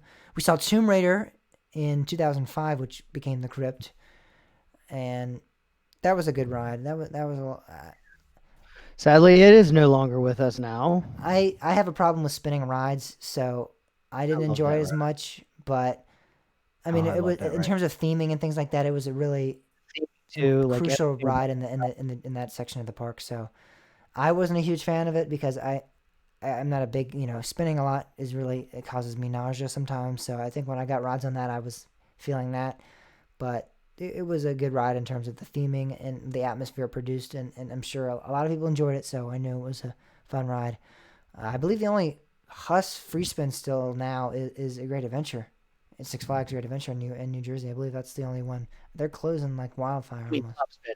Top spin. Yeah, top spin. Yes, Yeah. I thought there were two, but I may be wrong. There may only be I one believe left there's now. only one. I think there's another manufacturer, but in terms of Huss, I'm pretty sure that there's only one I remaining. felt like there were two remaining, but I can't think of where it was. So you may be absolutely correct. I don't know. It doesn't matter too much really. Well, 2006, we saw Backlash Stunt Coaster Italian Stunt Job, um, or it's Italian coaster. Job Stunt What- Track. That's the official name of it. Which is it's now Backlash Stunt Coaster. Let's just call it that. That's our name for it. That is just a Premier Rides multi-launch family ride, which is a lot of fun. It's a good ride. The first launch is actually pretty intense, especially for a kiddie coaster, I'll say. And that first helix is pretty. You get some good G's on that, so that's a fun ride. I definitely think it's not a bad family coaster by any means. Yeah, it's a really neat little coaster, and I'm kind of torn. There's in some ways I wish the effects were on, but because my niece and nephew hate fire effects, that part that But as an adult, the effects on that ride were awesome when they operated. Yes, for some reason they don't operate them fully now. I did actually go to the park earlier last year, and they were doing the helicopter actually moving, and I believe they had the police sirens on, but they didn't have the fire still. But sometimes you'll get lucky and you'll get something like that. But the reason I had such a tough time remembering its name from its Paramount days is because it didn't operate that long as Italian Job Stunt Track. Because later on in 2006, Cedar Fair would buy King's Dominion and a lot of other of the Paramount Park properties, which was a big deal. A lot of parks, they had to rebrand their theming around Cedar Fair and exclude the Paramount theming because Paramount owned a lot of the names that they had put onto these attractions. So they couldn't just keep some of the same names. They had to completely, reimagine these parks and rethink of some new areas and things like that. Nothing else was really added that big in the 2000s, or in the early 2000s, and obviously later on in the 2010s we'd get to some more attractions, but we didn't get the Ferris wheel in 2009, and we got El Dorado also in 2009, which was a what is it? What are those attractions called? It's similar to the Da Vinci's Cradle at Busch Gardens Williamsburg. I can't think of the Oh, name of the attraction, but it it's pretty much a non-inverting pirate ship. You- no, no, well, it is a flying carpet. Well, the yes. flying carpet is Da Vinci's Cradle. Mm-hmm. I forget what the name of the big ones are. I know. Did that come from Geauga Lake? Ah, I don't know. I don't. I think it might have. I think it might have. Because well, it was El Dorado at Geauga Lake actually. So I think it probably was. Yeah, and it was the car, the old-fashioned car. yes, yes, Yeah. and I think the Ferris wheel actually came from Geauga Lake too, right? Yes, I think that was just a group of new three attractions they brought in. And of course Dominator as well. Dominator came. Yes, Dominator came in 2009 as well, but they got the Ferris wheel and El Dorado. I think that was all just a group thing from Darien Lake there. Um, No, Geauga Lake. Geauga Lake, not completely different parks there, huh, James. Come on. They were actually part of the same chain though. Yeah, for a little while. But let's talk about today's King's Dominion now. In 2010, they added Intimidator 305, which one of the best roller coasters in the Spectacular. spectacular ride there. You got one of the most intense roller coasters out there, themed to the NASCAR driver Dale Hart, Dale Earnhardt, Dale and Earn. yeah, they also got a new show which was Stoopy Starlight Spectacular. You got Windseeker in 2012, which was a kind of a weird choice. All the Cedar Fair parks got them, or a lot of them got them. And I don't know. I don't know. How do you feel about the Windseekers? I like them. I think they're fun rides, but there were a lot of difficulties with them in the early years. They, well, oh my God, yeah. Cedar Fair had an ordeal with them, uh, where I think it was like in one year, every single one of them, except for one installation at Cedar Fair parks, got stuck in the air and people were stranded for hours. Yeah. Uh, Personally, I think the Windseekers are fun rides, but they just pale in comparison to the Starflyers. Yeah, that's Um, true. just I mean, the Starflyers just having that more free feeling is just so much better than the Windseekers. You have more around you and you feel a little more secure. Um, but it's still a fun ride. Hmm. I will say that it's still a fun ride that I like. And for I some can people, enjoy they it. might actually enjoy that more. Some people do Oh, have, certainly. Yeah, I know there's some people that Star Flyers just scare the crap out of them. They yeah, can't do it. yeah. And later to come would be the removal of Hurler and Shockwave, and we'd get Twisted Timbers, and we get Delirium, and really the park that we've kind of come up to date at this point. We got some new Planet Snoopy expansions along the way, some new water park expansions, and yeah, I mean, King's Dominion it's a great little park. I know we do give it quite a bit of some grief on the show, and I think it deserves it from time to time. But I think it's still a good park, definitely. Yeah, it's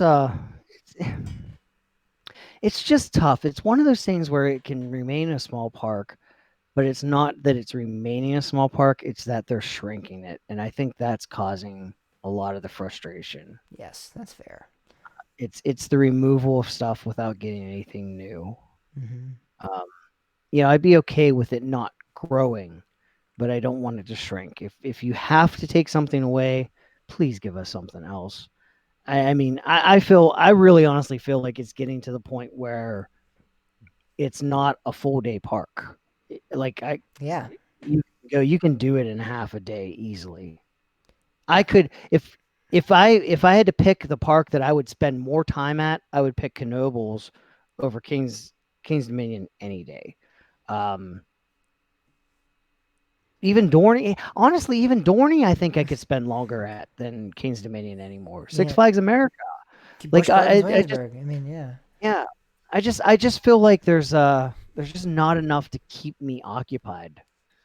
Hopefully that's changing.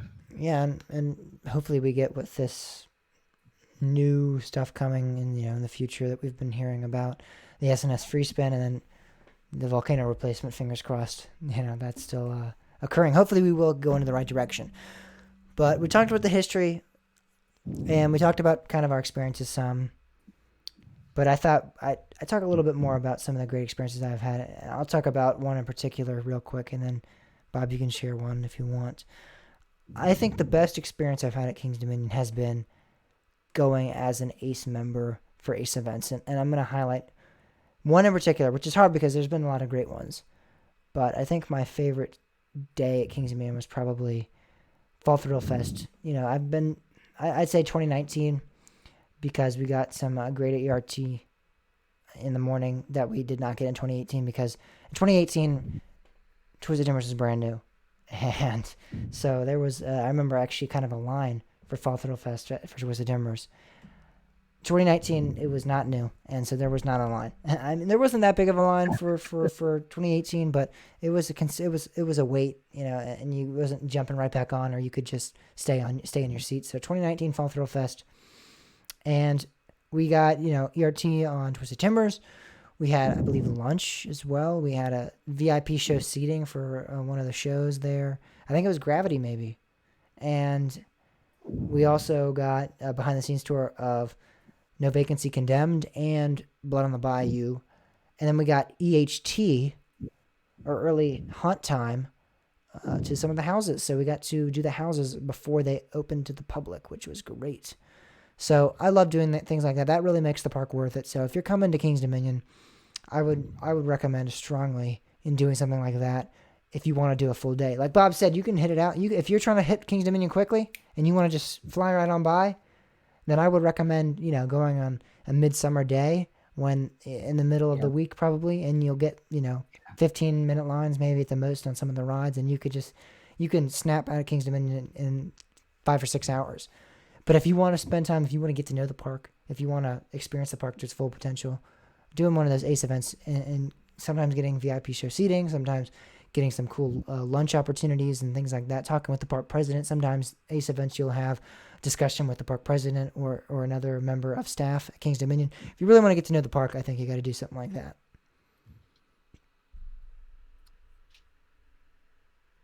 Yeah. I'm trying to remember. I don't think I was at. Yeah, I was at that. I didn't know you at the time, but I think I was at that Fall Thrill Fest, for the 2018 one, not the 2019 one. Those are awesome events, though. If you're a member of ACE, I would recommend it. I definitely recommend it. Yeah. So that is Kings Dominion. And now, getting back to last week's topic, we were talking about Kings Island. And we got in a discussion somehow about the kids area at Kings Island, which it's obviously themed to Peanuts, the Charlie Brown Gang. And me and Bob had a bit of a dispute. Bob, if you remember correctly, if I remember correctly, Oh, I remember. yeah, I remember. you remember, Remember. might ring a bell. We got in a pretty big argument about whether or not Peanuts is a relevant IP to theme a kids area too. And instead of arguing full fledged, having it out, because I knew that never settles anything, I said, hey, Bob, let's just throw it up as a poll. Throw it up as a poll. Whoever wins, wins. And actually, Bob, it turns out that majority rules, 18 people said yes, it is a relevant IP. 16 people said no. So, I mean, it was close, but we don't have too, in terms of our audience, at least the people that voted, we got more yeses in that sense. I'm going to read a couple of the responses we got here on the website. And again, when we do weekly polls, go to our website, coastertalkpodcast.com/poll, and you can give your full response. I'll do them on Instagram, but on Instagram, you're going to have to message me on the DM to actually give your, explanation for your reasoning.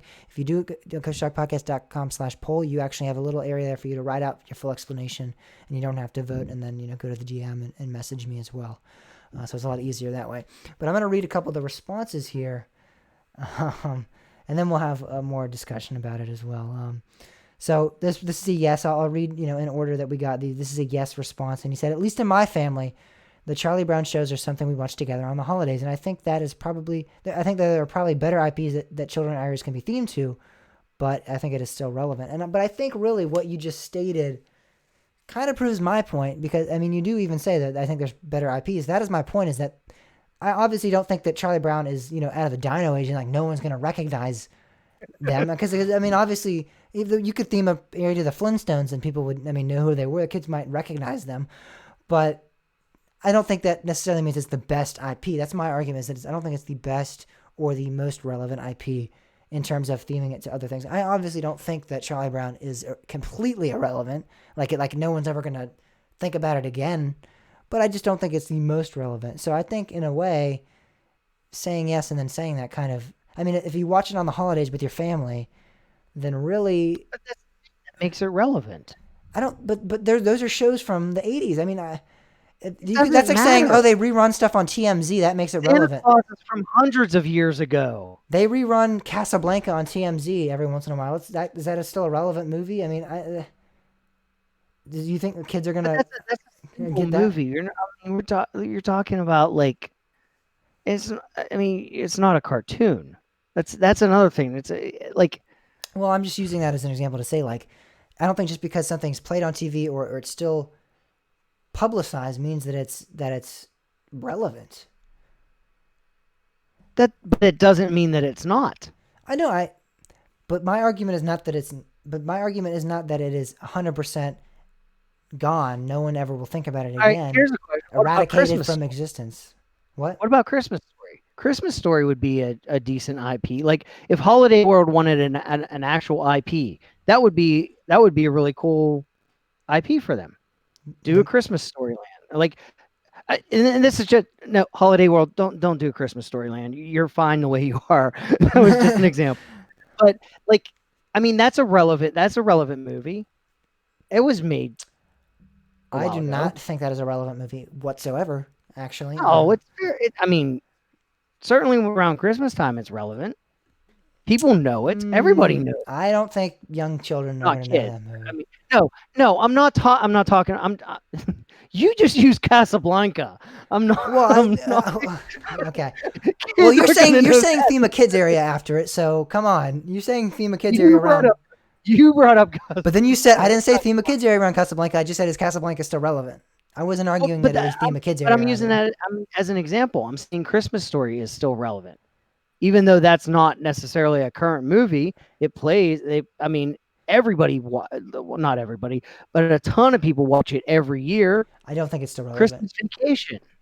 That's another one. Like I think National Christmas Lampoon's Vacation is more relevant in terms of, I mean, maybe like a teenage audience. That's talking about demographics and things like that. I'm just saying I don't think, as a basis, I don't think Charlie Brown is something that young children connect with anymore. It is something that they might watch with their families. It is something they might see on TV still. There might still be merchandise out there, but I don't think they truly connect with the show like they do with other IPs, like SpongeBob, like Adventure Time on the Cartoon Network. You know, all of Cartoon Network, really. We Bear Bears, whatever you want to talk about from that uh, network. Disney Plus, you know, the Disney shows, Gravity Falls. It was just Phineas and Ferb. I went on Snoopy's Instagram. They have a Snoopy Instagram that has like 2 million followers, and I'm like, let me see if you know what kind of people are watching this. And it was all the comments on every single post that I could find were, I watched this as a kid. Remember this from when I was a kid. You bring back so many memories. This was the tradition of mine as a family. I could not find any younger kids going, I love this show still. And I'm sure there are some on and there. There's 100% going can to I be on there. wait? But that is just Hold up. something that I found. I would like to take this moment to say that it is illegal for a 13-year-old or younger to comment on, and I don't care what you Oh, did. come on. It is the demographic of kids that are watching and who know who Snoopy is should not be commenting Oh my on gosh. Instagram, Okay, Bob, let's be realistic or do here. they even know how? Let's be realistic here. No, No, let's be realistic here and say that that's not the case because it's not. And it's not. let's move But on. certainly, my niece and nephew don't have Instagram. Well, no, I'm They're not not in it. saying that, but I'm saying like there are no kids even my age commenting on that. It was all like older You know, 30s, 40s, 50s like people commenting on you're it. not. You go visit Planet Snoopy and ride their rides all the time. I ride Woodstock Express considerably amount actually. That's a different story. All right, well, let's just get back into reading these responses and then we will have it out a little bit more, but I just want to get through these real quick. It may not be as relevant today as it used to be, but who could possibly dislike Snoopy? That was a yes vote. Again, my argument is not that it's not relevant. My argument is not that no one knows about it. My argument is not that anyone dislikes Snoopy. My argument is that there are other better IPs out there that are way more relevant. Your argument is changing over time. That has always been my argument. That's what I said. It's not as the original quote was it's not as relevant as other IPs are, and you're like, whoa, no, it's still really relevant. And then we got hashed into it. So that is fully my More same relevant.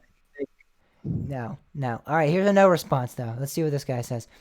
I tend to think children only know of Peanuts due to parental influence. Agreed.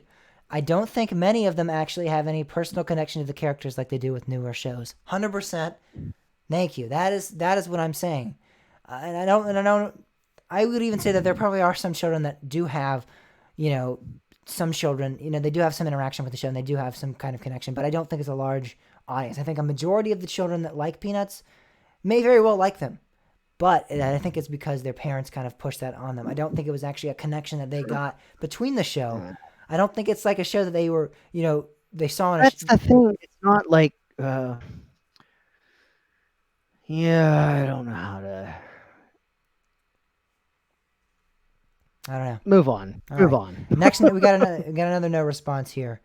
Um, I feel like the bigger case is that the kids in the parks do not actually know what or who the characters are, so they definitely need to make something more loved in this generation of kids. Or whoever wrote that was kind of not. You got to spell some English there better, but yeah, that's the case. Um, basically saying that the show is not relevant. That's pretty much he pretty much just said that in a very like kind of drew it out a little bit more. That they need to find something more loved in this generation of kids. I agree. That's what I'm saying. I'm not. I think there are definitely more IPs, and I mean, I'm not obviously Cedar Fire wouldn't go and pick a random show that has no connection to anybody because that's just dumb marketing plans there to theme it to completely irrelevant. But I don't think that it's completely irrelevant. Again, I just think that there are better ones out there that are way more up to date and way more. I mean, and there's definitely. I mean, it's not about no one really goes to a theme park and goes with their kids and goes, we're going to this theme park because it has this IP. You're just going to go to the theme park and go to the kids area, regardless of whether or not it's themed as Peanuts, regardless of whether it's not themed to the Looney Tunes or Sesame Street or whatever. But I think but whether your kids want to come back. Exactly. And I think that is because I'll tell you, my niece and nephew love Cedar Fair Parks just because of not. I mean, they're kind of starting to get more towards adult rides and get out of that stage, but a couple years ago, they loved Cedar Fair Parks just because of Planet Snoopy and Camp Snoopy and so there's always a draw for IP there. The first decision isn't because of the IP, but subsequent ones maybe. All right. Another no one we got is it's a little outdated with no TV presence. Again, agreed. And then we got a couple of yeses, and then we got one more yes with an explanation with it. And oh god, another paragraph here.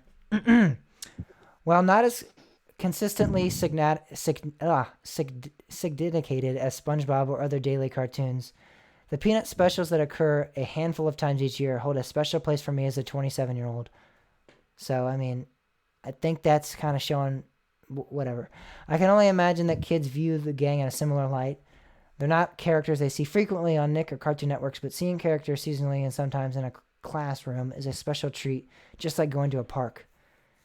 I actually like that stance. I think that's but I think that proves my point. And again, I mean, I think that's kind of showing that it's not as relevant. Whatever, kind of phrasing that in a good way. And I mean, you're saying because a 6-year-old didn't write a comment. No, I'm saying that. No, I'm saying that they're not connecting with this. Think about it. I mean, that's the thing, though. They see the shows seasonally. The Great Pumpkin, and there's an association with that to a special event like Halloween or Christmas or Easter, and going to a park is a special event. I actually really like that response. I really like that response because it is. No. It's more of a limited thing. You can see SpongeBob all the time, but Peanuts is only special. I think that's just a fancy way of going around the question, kind of in a way. And kind of saying yes, but at the same time saying no in the same paragraph there. Especially saying a special place for me as a 26-year-old. I think that proves the point that you're 26. You're not a kid. It doesn't revolve around you. The show does not appeal to younger. I mean, just because a 26-year-old likes it doesn't mean that kids don't like it. I know. That's what you're trying to say. No, I'm not. I'm trying to say that you saying it as a 26-year-old, you have memories and things like that. Those memories are not connected with a 6-year-old. A 6-year-old does not have those memories. That's not proving your point. It is. It's saying that they don't have the connection. They don't have the connection with the show. They don't have the connection with the cartoons. Just because an adult has a connection doesn't mean that a child also doesn't have. No. The thing is that they're not going to have that connection because that show isn't. It doesn't. But that comment didn't say anything about that.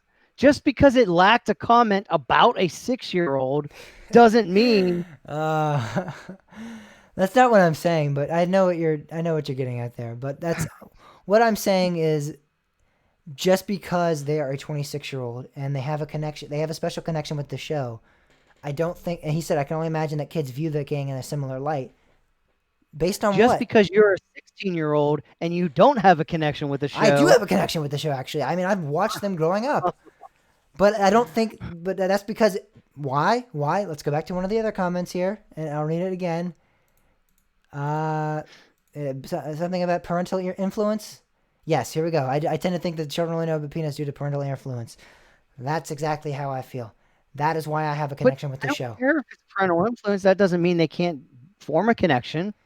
No, but it I means that mean, it's not really. relevant. It means that in order for them to to have a connection with the show, to form a connection with the show, they had to have parental influence. It wasn't that they formed this connection So, with wait, not themselves. all kids turn the That sh- TV on themselves. that shows, in a I sense, mean, in a way, that this is an irrelevant IP, though. That a child that in order, loves bubble guppies because an adult turned it on for them. no.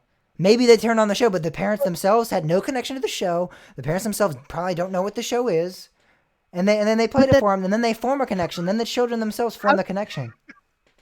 but how do you say that's not parental influence?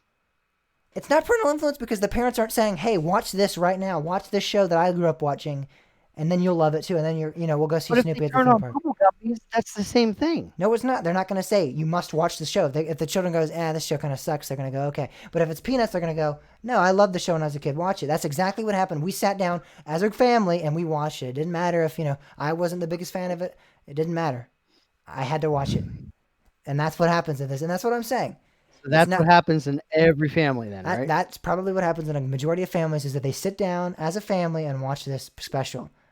I'm pretty confident they wouldn't just say, "Hey, do you want to watch this special child right now?" randomly out of nowhere, and then the child goes, "No." I mean, it's going to be a group of family members sitting together, probably the mom, the dad, the sisters, the brothers, But it sitting doesn't down mean, watching the again, special. it doesn't mean that they don't have a connection, though. And that again, not my argument is not that they wouldn't have a connection, which I don't think. I think the But if they connection, have a connection, then that makes it a good IP. but it shows that it's not relevant. That's my argument here, is that it's not relevant. Not that there's never going to be a Oh connection with the characters. my God. I even said this last How week. is how is it not relevant if children like it, whether or It's not it's not because because of parental? that's the thing, is that there are some children that are going to have a connection with them, but it's not a lot. And if they do, it's going to be based on parental influence. That's all I'm saying. Mhm. And I think that makes it an irrelevant IP because, again, it's still, I mean, kids still might like it, but that doesn't, I mean, what is that? That's not, I I don't know. mean, they like it, so Some kids might they like ride it. the ride. Some kids might like it, yeah. I mean, it was 16 to 18, pretty close vote, so I don't think it's a completely Move on. Next outlandish one. belief there, but yeah, 16 to 18, quite a bit of controversy there. Let's talk about something that we'll probably both Still agree won. on more. Still won. Just saying, I still won. No, I Rem- did. no, you did not. Oh, you won. Oh, okay, yeah, Statistic. you won statistically, yes, barely, and yes, you did win, but okay. What? What I did. All right. Let's talk about the other poll we had this week, and what park chain has the best COVID compensation plan? That was the question, and the responses we got were pretty solid in Cedar Fair's ballpark. We got 26 votes for Cedar Fair. We got 9 votes for Six Flags. We got 4 votes for SeaWorld. Found the basic members. Yeah, we found the basic members there. And 1 vote for Disney, 1 vote for Hershey. So let's talk about these. Cedar Fair is Hershend. Hershend Entertainment with Silver Dollar City and Dollywood. That is different than Hershey. Yes, that's different than Hershey Park. Yeah. We got a lot of responses for Cedar Fair. We actually got a write-in for Cedar Fair as well, and the response was, "I'm satisfied with Cedar Fair's 2020 extension, provided that the 2020 season will operate normally." So basically, as long as Cedar Fair plans to do 2020 as a regular operating season and nothing really changes too drastically with COVID, he's satisfied with Cedar Fair's 2020 extension plan and 2021 extension plan. But I guess if they do change anything up, he might be not as satisfied in that aspect. That was the I only mean, response. I get what he's saying, but at the same time, like, even if you only get 2021, they're making up for what you paid for. I think that's fair. Yeah, but I think Although, he doesn't want to get to 2021 and be like, Yeah, but you can't use your platinum pass at all of our park. You can only use them at blank, blank, and blank, or anything like that. Like he wants it to just be a normal 2021 season. He doesn't want. Oh, well, yeah. Oh, yeah. Oh, you said 20. He said 2021. Yeah. Okay. I thought you said provided 2020 was normal. No, I 2021. see. Okay. I see what you're saying. Okay. Yeah. I think that's fair. And I think if something happens for 2021, I think they'll address that separately. Yeah, hopefully they will. That was the only written response we got in because I didn't actually leave an explanation box for that one because I didn't know anyone would want it. I thought people would just vote Poland. I should have probably put an explanation box down at the bottom as well if anyone wanted to opt for that. But he wrote that in the other box, if others, please specify, and he wrote that response. And we also got another, if other, please specify, was Hershend. And I believe Hershend is just doing the same thing as Cedar Fair, but this person must be a Hershend pass holder because, Yeah. so they're just extending theirs to 2021 as well. Strangely, we did get quite a bit of votes for SeaWorld here, which was surprising. Well, I mean, like I said, I think if you're a basic member, I think you probably feel very rewarded. I mean, think about it. Basic members are supposed to pay 50% for parking. This year, they won't have to do that. Yeah. I mean, that's a big benefit. If I got something like that's $20 a visit. Mm-hmm. Do you realize that's only like 4 visits for us to get our 75? Wait, no. What are we getting if in Bush Bucks? $50 in Bush Bucks. So that's 2.5 visits, and they've made more money than what we're getting.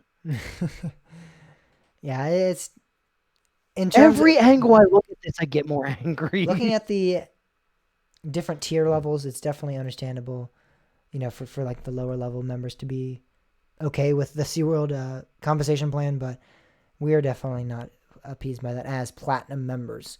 And I think that's the people they should be looking to appease the most. We should be the ones that they're looking at trying to appease the most, but for some reason they did not. Six Flags got 9 responses, and if I remember correctly, they're kind of doing a mix of both the Cedar Fair and SeaWorld policy. Yeah, they're doing the upgraded tiers, but they're also doing well, so I think this is a big thing that they're extending. I don't know if they're extending the whole year like Cedar Fair, but they're certainly doing a better extension program than what SeaWorld's doing. They might be doing what Hershey did and doing like a late June extension, like till June 30th of 2021. That's what Hershey did. They extended it to 2021, but it was only through like June 30th, I believe, because I think that's actually what Parkways did. But actually, just recently, Parkways announced now that all of their season, well, I believe it's all their parks. It's certainly Kennywood, Idlewild, Dutch Wonderland, Sandcastle, and Lake Compounds. Mm-hmm. They are all now, if you had a 2020 pass, you now are valid clear through the end of 2021. They just changed that. Yeah. I think a little bit of information. I think with Hershey, they are planning on reopening like in June. So I think that's why they're saying only till June. I think with Parkways, they have a little bit more difficult with like Kennywood and, in Pittsburgh and a pretty metropolitan area and parks like that. They might have a little bit more tough time opening possibly. And so they are kind of like, let's play it safe and just extend it all the way. I think 2021 for Hershey, they're thinking, hey, we're going to open in June, so let's just extend it to June. And I think that's another reason why you should be hopeful for a Hershey reopening. Dollywood and later down the line, probably Silver City as well in June, because I think they're planning on doing that. That's why their compensation plan only extends till that June date. So yeah, we also got a Disney one, and I'm not actually up to date on what Disney's doing with their plan. So that's curious. Again, this, as much as we are coaster enthusiasts and theme park enthusiasts, we are not up to date on Disney at all. And I don't know why. Like I always feel so out of the loop with Disney and Universal. Well, it's because if you want to do that, that's like an industry of its own. Being a Disney and Universal fan. Like I think there's so many people that do what we do to roller coasters that they do to Disney, that it's like, I think the rest of us are like, yeah, whatever, you guys do what you do. we won't touch that. Yeah, that's not our expertise at all. Nor my interest. I don't have any interest in surveying Disney and saying, oh, they're getting a new restaurant in the left upper section of the park. It's like, I don't care about that really. And that's like a lot of the news out of Disney a lot of times. It's like, oh, they're getting a new restaurant, a new shop, a new small thing, and then like when there's something big, we do talk about it. So I think with Disney, it's almost like we don't, we try to like, and especially with a lot of It's them, all, a lot of the I think Disney, a big problem a lot of the is Disney it's fan so. people are like completely over the top, like Oh yeah, obsessed, like even more like we love roller coasters, but they like, I mean, if you say Disney, is okay, they'll like come after you with like knives and guns. You have to give it appraisal for a lot of those people. I mean, it's yeah. crazy. So Yeah, I used to work at Disney World, so but yeah, I mean I love Disney. I think it's awesome, but I think the problem is it's so expensive to get into the parks that it's like I hear about it. There's Expedition Everest sounds like a really cool ride, but the barrier for entry just for me to go ride that, it's not an easy thing to do.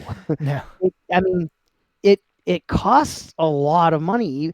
Certainly there are the people that live by Disney that a season pass is worth it, and those people go to Disney all the time. yeah, But it is not worth if you don't like if you're not in the immediate area, you don't buy a season pass. It just D- preventative. You can't afford it. Disney is so expensive that I actually have to.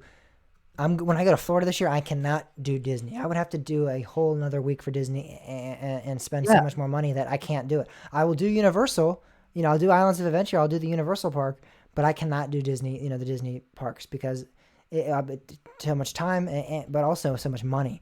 I mean, I'd be spending so much. I mean, I'd probably like double my trip expenses if I tried to do Disney, and I'd do so much more with the 1 week of doing like Busch Gardens Tampa and Universal and Fun Spots Well, and and SeaWorld. that's another problem with Disney is like Universal, you want to ride roller coasters, they're all at Islands of Adventure. Hmm. You go to one park. But Disney, they're spread out everywhere. So it's like you don't just ride all the Disney coasters in a single day. Yeah. You like it's I just thinking about it, like how do I plan a Disney trip? Holy crap! Like it hurts my head. I don't Yeah. even like it's like I feel like there's too many steps and like I get overwhelmed. Like it's not like I could just yeah, in a couple weeks I'm gonna drive down to Disney. Like you don't do that. You can't do that. It's It's not not possible. it doesn't work that way. Universal you can, Hmm. and certainly SeaWorld and Busch Gardens you can, Yeah. and all the other parks. But Disney you can't do that. It's just too complicated. And that I honestly like. I used to work at Disney World at the end of '99, and if I walked into a Disney park right now, I don't know that I'd know what to do. I don't know how things work. I don't know all the other theme parks or and amusement parks. You generally do the same thing. You go get in line, but like I know there's like different fast pass systems that Disney has. Like I don't know that crap. Yeah. Like I feel like I'd have to take a class before I go. What to do when you go to Disney? Part This is how one. Disney Part one of works. a 300 part series. All right. Well, that was a good episode. It was a lot of fun this week. Yes, Pretty it was a heated lot of fun. debating. Some good news to come out of some parks though about opening. Excited to see that unfold here. I'm sure in the next couple weeks we'll be discussing that, and here soon, maybe the next month we might get to a park, Bob, which is exciting. Yeah, and actually, I was just discussing with my family the possibility of maybe going to Holiday World at the end of June. Hmm. Uh, it's kind of interesting. My mom was actually people weren't taking vacation days enough, and they're afraid that everybody's going to take their vacation like the same week at the end of the year. So they're kind of forcing them to take some vacation days. And my mom's like, well, I have to use these by the end of June. So we're kind of looking into maybe doing a trip at the end of June. That's exciting. It'll Maybe be someone else would join you for that voyage, quote unquote. that I would I voyage. would It'll lo- be I would love to get there and then maybe do the Indiana Beach opening as well. So we'll see. That's going to be a lot of fun.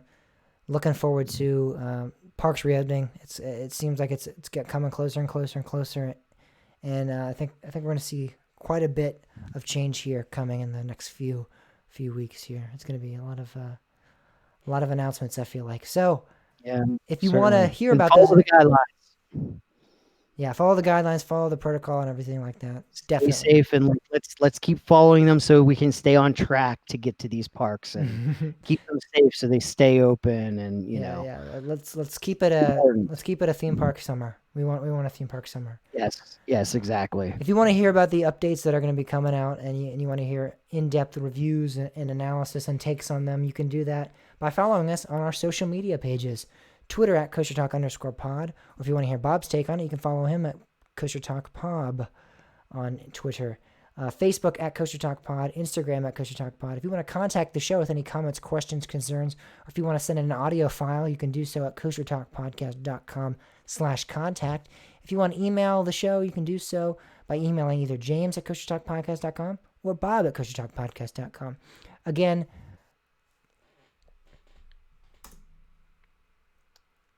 Again? we never did a weekly poll for next week. No, we didn't. So I just thought about that. So I'll edit it in, but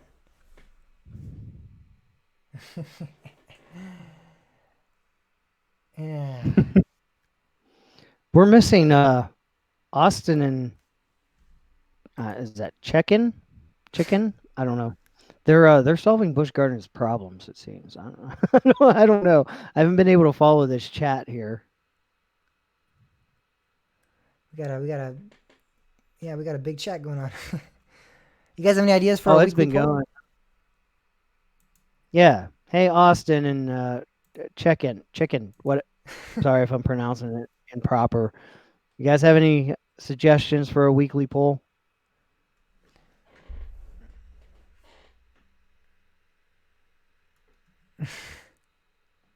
Oh, we may be lagged too. Yeah. They may not be hearing us yet.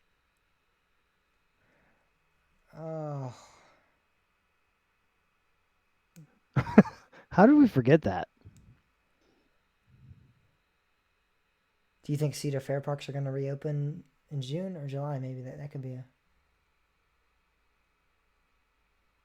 Yeah, that's.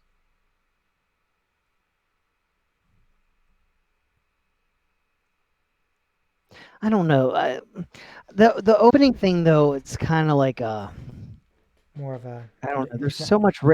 There's so much that goes in with the like state levels and stuff like that that it's like it gets Yeah. kind of convoluted.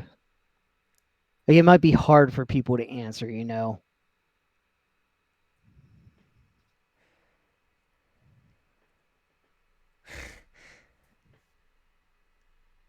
Are we that far behind them, or are they not listening? Austin said, "I don't have any ideas for a poll. I'm not that creative." Oh, what? I didn't see it yet. Then you Where, must be. oh, there it is. I see it now. Yep. Well, We did a great show, and we can't think of anything now.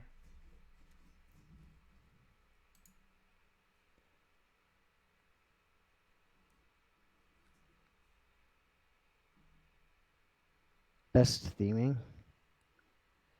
Hmm. I think I've touched base on that before too. Yeah, I feel like we've done that. Best wing coaster. Do you even have to ask that question? Will a Giga Coaster poll be great? I don't know what that means. Will it Like be your great? favorite Giga coaster? Yeah, I mean, I feel like it's going to be I-305 and Fury pretty consistently. I bet Millennium Force would get in there once or twice. Maybe once or twice, but out of like 30 people, it'll be majority Fury, then there'll be some I-305s, and then there'll be like one or two Millennium Forces. KD does not need a wing coaster. I think they do. No. I agree with that. Well, I think you remove Anaconda, you put the wing Well, coaster okay, wait. over Lake Charles. You got it. Okay. Okay, I'll do that. It doesn't need to be a volcano replacement. No. X-Flight? At Six I've Flags never Great been America. on an X-Flight, but It's not better than Thunderbird. I've heard many how people. I don't understand how it can be better than Thunderbird. I've heard many people say that have ridden both that it's not. So I don't know. I might be okay if King's Dominion puts puts a launched wing coaster, a powerful launched wing coaster, in place of Volcano, it Oh, might. I'd be 100% fine with that. If it was like Thunderbird, yeah, like the launch on Thunderbird. I still would rather see an S&S invert launch or a Vekoma invert launch. That's really what I'd rather see. Flyer was something I was thinking about. They could. There's not a lot in there. Well, I guess you have Batwing, but I mean, I could see a B&M Flyer at King's Dominion. We talked about King's Dominion. Why don't we put like what do you think the best coaster style to replace Volcano would be? Yeah.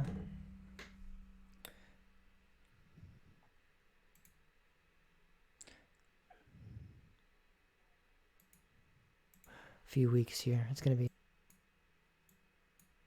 our pod, or if you want to hear Bob's take on it, you can follow him at No, Kosher Gertzlauer Talk not. Pod No, can't. No. You can't on replace Gertzlauer with Twitter, or Volcano with Facebook a at Kosher Talk Gertzlauer. Pod, Instagram at Kosher Talk Pod. If you want to No, contact the show with any I'd comments, be okay questions, with a Gertzlauer, but no. It can't concerns, replace or if you want to send Volcano. in an audio file, No. I don't know. No, that's just not no. That's You no, can do so at no. That's not a koshertalkpodcast.com. Volcano replacement. In your opinion. If they take Anaconda / out, contact. If you want to email the show, you can do so by emailing either James at koshertalkpodcast.com or Bob at koshertalkpodcast.com. Again, well, yeah, here I'm gonna re-record the end of the show and then I'm gonna go back to talking about a weekly poll. So one sec.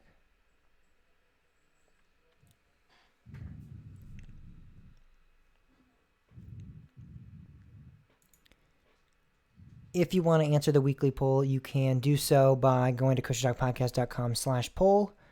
And we will see you guys all next week. Thanks everyone for listening. All right. So then let's re-record that poll section. I guess I'll edit that in later. All right, you ready? Just going to say the poll real quick, and if you want to say anything. I guess I don't even know if you need to, but here we go. So let's talk about next week's weekly poll. We're going to talk about, since we talked about King's Dominion, we thought it was relevant and a good decision to talk about what a good replacement for Volcano would be. We know what's going to replace Crypt, most likely, with a 40 free spin. yeah. But what is going to replace Volcano? What is going to be that replacement, if there is money? Hopefully, there is still, plans to be one. Better be, And I think, and it better be majestic. it'll be a couple years in the future, definitely, no Yeah. doubt. But when there is one, what will we see? There's so many different thoughts out there. What would be a good replacement? So let us know what you guys think, and we'll discuss what we think will be on next week's show. And yeah. And yeah. Yeah, I'll edit that out. And yeah. I'm gonna edit it because then I'm gonna say, yeah, but if you want updates for the theme parks, that are opening, I don't think they could rebuild Volcano. I actually don't think it's possible because I don't think they would use. It is 100% possible. Possible. No, I don't think it would be the same. I really like. Oh no, I mean, it would be a little different. But it wouldn't feel the same. I really don't think it would feel the same because they would feel like they need to let's update it to LSMs, and I think that might take away from some, possibly. Like they would definitely look at ways of quote fixing it unquote, and by fixing it, I think they would ruin a lot of what Volcano did really well. Yeah. I think Volcano accidentally was as good as it was. I think it just I think if you put that on paper, you would do that very, very differently. And I think if you did it very, very differently, it wouldn't be as good as what it was. That's fair. Yeah. All right. Well, everyone on the live stream, thank you so much for joining us this week. It was a lot of fun. We did a pretty long episode, actually. I thought it was going to be shorter, but it was about the same as normal. We'll see you guys all. I'm going to save this episode real quick. We'll see you guys all next week, though. See you guys.